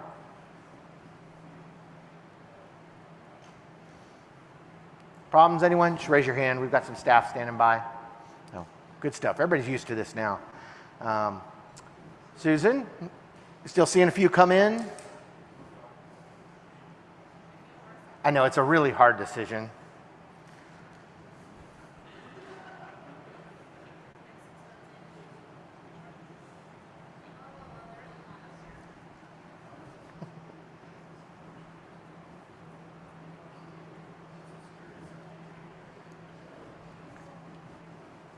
You can display this vote up there, but we want to make sure that the votes for the actual companies doesn't get displayed up there.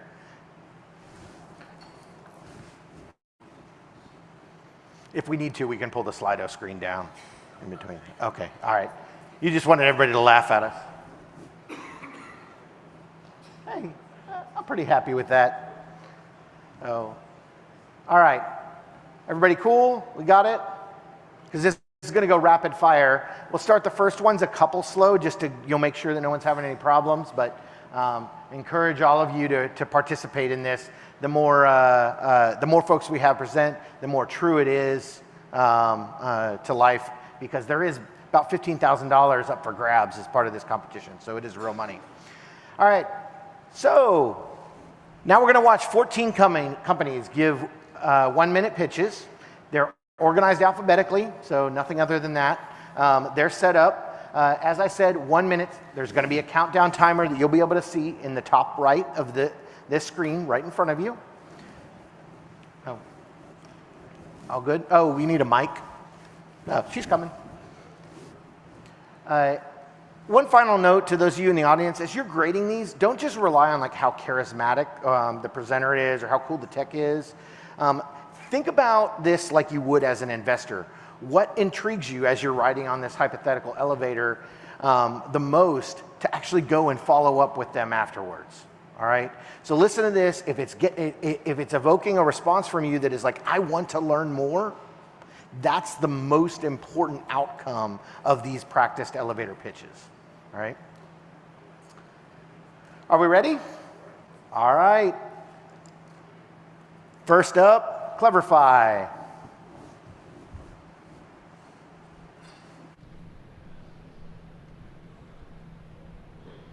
Hello, this is my dad, Mario, and my dad invented a new technology which allows anybody to connect to the Wi-Fi automatically. Yes, what's the Wi-Fi password? How many times have you all asked this question before and then end up having to connect to unsecure Wi-Fi because the password was probably welcome 2019 and that means that they haven't changed it ever since 5 years ago. And so we created a new solution that allows you to connect to Wi-Fi automatically and securely at the same time without having to ask for the password and without having to download an app. How do we do that? We basically provide to you your Wi-Fi network that can be teleported on your journey. So think about going in an Airbnb and enjoying your own Wi-Fi network. And that can be even your home Wi-Fi network because we can teleport your home Wi-Fi so you can bring your Alexa and all your devices with you to connect automatically. We have 14 patents granted and we raised $500,000 today. Thank you.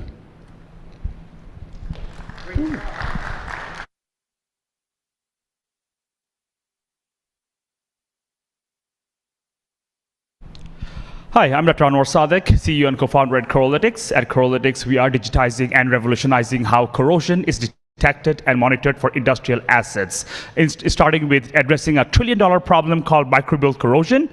Imagine your pipeline just like a human body. When microbes grows, it causes infection that is deteriorating critical infrastructure.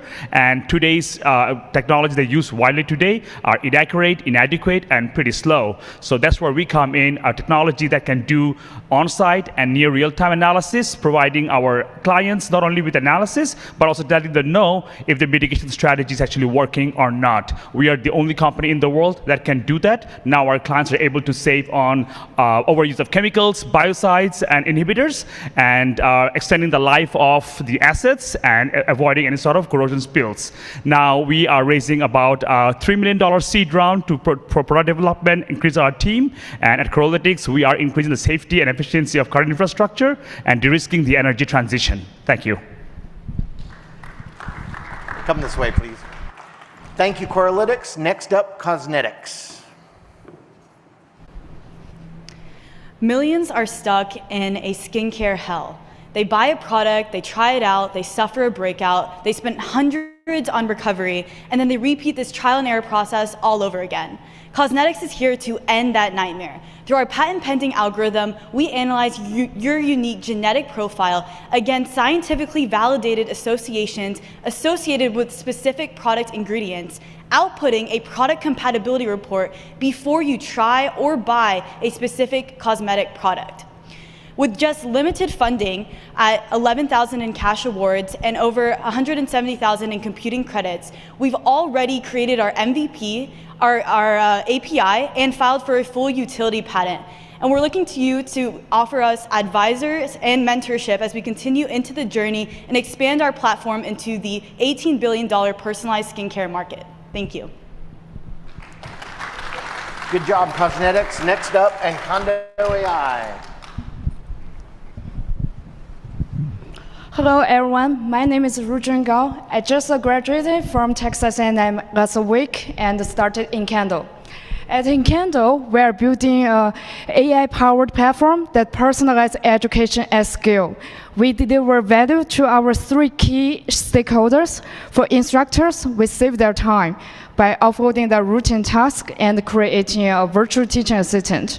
For students, we reduce their frustration by offering their personalized tutor, and they can learn at their own pace. And for administrators, we save their cost.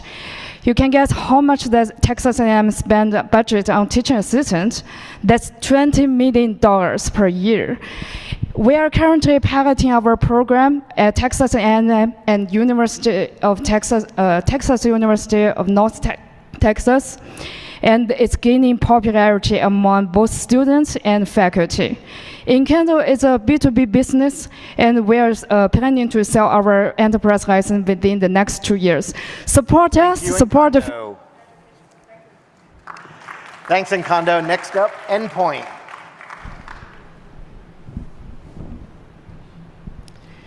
Here's a fact. Industry has overtaken finance as the sector with the most cyber attacks.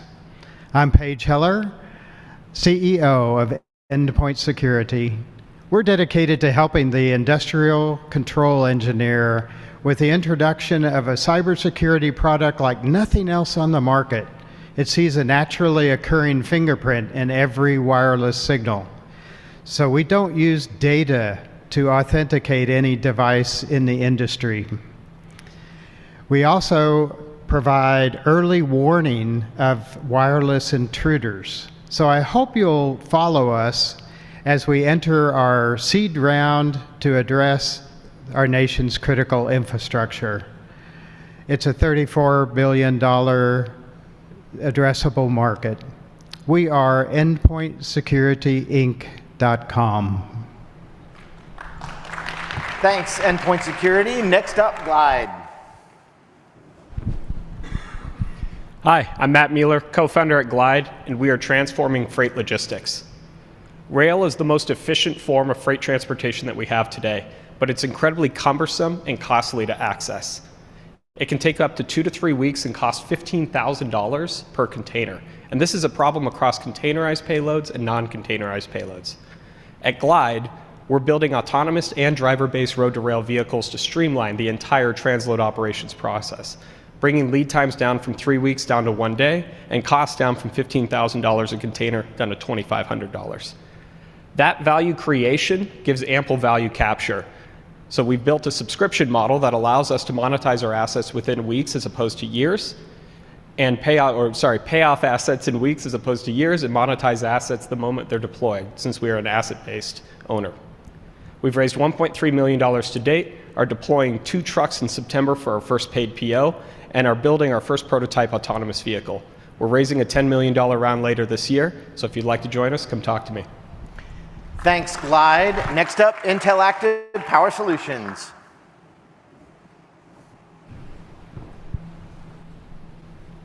Hello, I am Robert Milliken. I am founder of Intel Active Power Solutions. We are a designer and manufacturer of battery electronics that monitor and sense large batteries to make them safe for the battery storage applications. We have solved the #1 issue in the industry, and that is thermal runaway, and also called catastrophic fire. We do that by using our patented technology that senses the onset of a thermal runaway condition, as well as our controlled IP that prevents propagation of that issue. We are the only solution on the market. There's no one else that has this solution. The market is very large. We have roughly 2 billion or more market size, and we expect that to be exponential growth. We have DOE grants and worked with Thank you, Intel Active Power Solutions. Next up, MetPeel.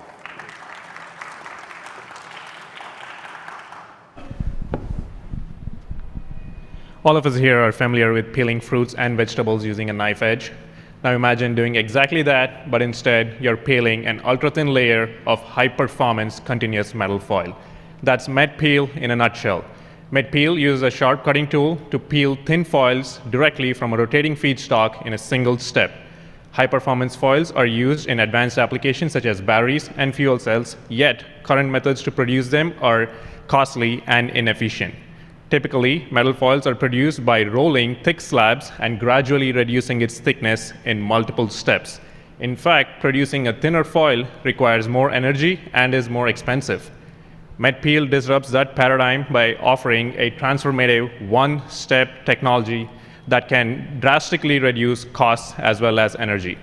Our patent-pending technology can peel custom foils of various metals and alloys using the same hardware. Today, we are the world's only and largest metal foil producers by peeling. Thank you. Thanks, MetPeel. Next up, Paradox Health.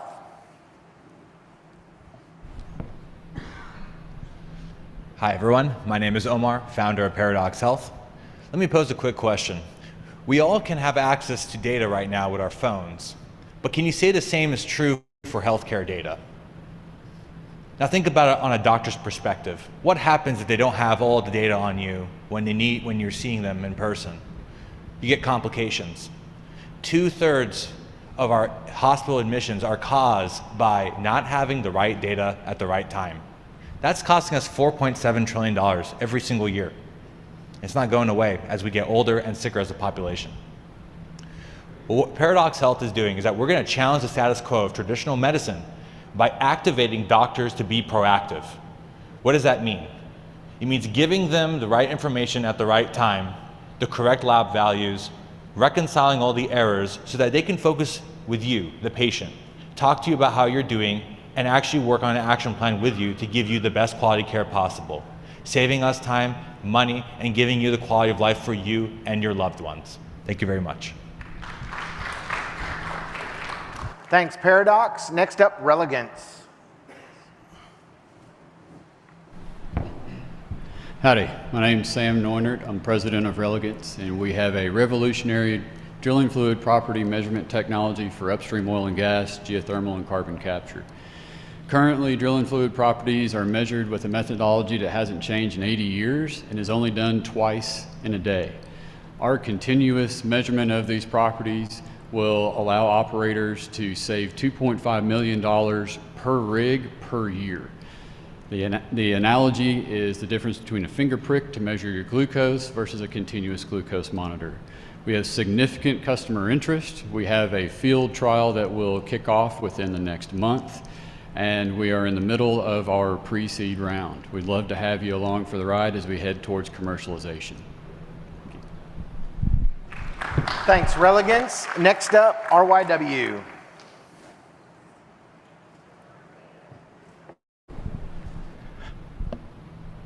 Engineers lose hours of their time every day chasing out data and filling out forms. We are RIV, reimagining your workflow. And we are on a mission to give your engineers that time back. We build custom AI agents that become your digital teammates. They live and use the same tools your engineers are using right now, grabbing data, generating reports, and even running complex simulations on your behalf. And the best part? Key lessons learned become part of your institution knowledge base and stays with your company forever. We have proven our product in pharma, and right now are duplicating that success in the energy. We're signing our first pilot trial with a major service provider and in conversations with 3 other companies. And we are raising $1 million to accelerate our product development and scale our pilots. With RIV, you could let your engineers do what they do best, real engineering. Thank you. Thanks, RYW. Next up, Sage Spectra.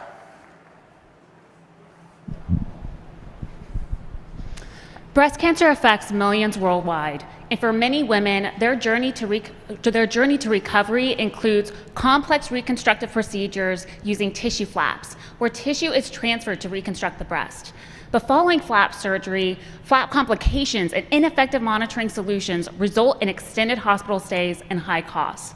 That's why Sage Spectra is developing our innovative patch system for real-time remote monitoring of tissue oxygen saturation and temperature, providing early insights to flap complications. With our remote monitoring capabilities, patients can leave the hospital sooner, decreasing overall hospital costs while continuing to be monitored from the comfort of their home.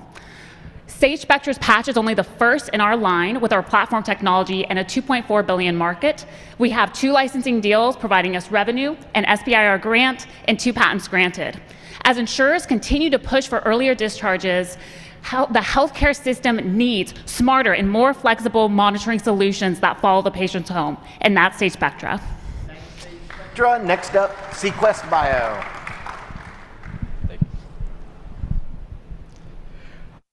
I'm Amir.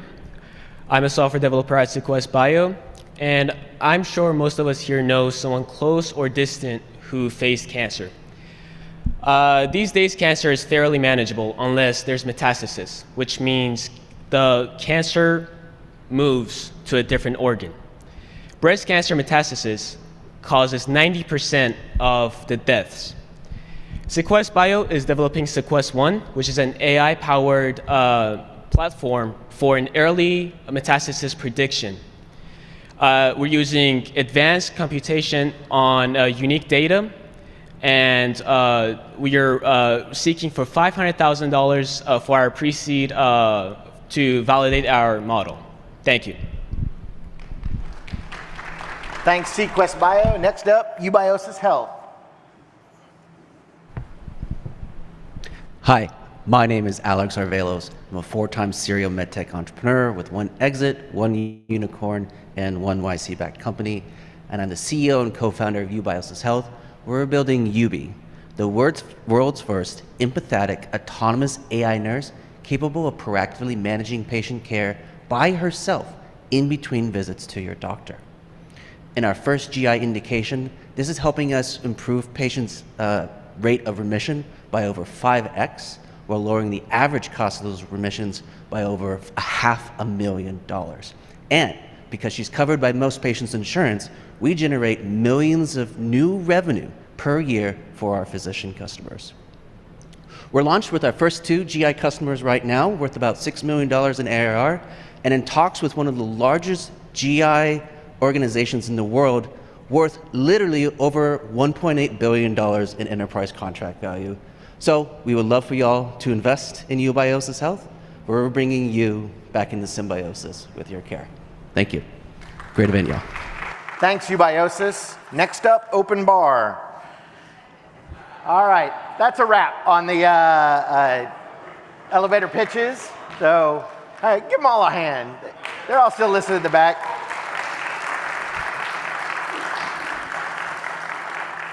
All right, so as I said, the bar is going to be open here, if not now, very quickly, back in the rooms we were in earlier today. That's the All-American Club North. So if you just head back out towards registration, you'll end up in the right place. Just go straight to the end of the hall, and we'll get started with the awards ceremony around 5:30, depending on the finals judge deliberation. Don't forget to vote if you haven't already.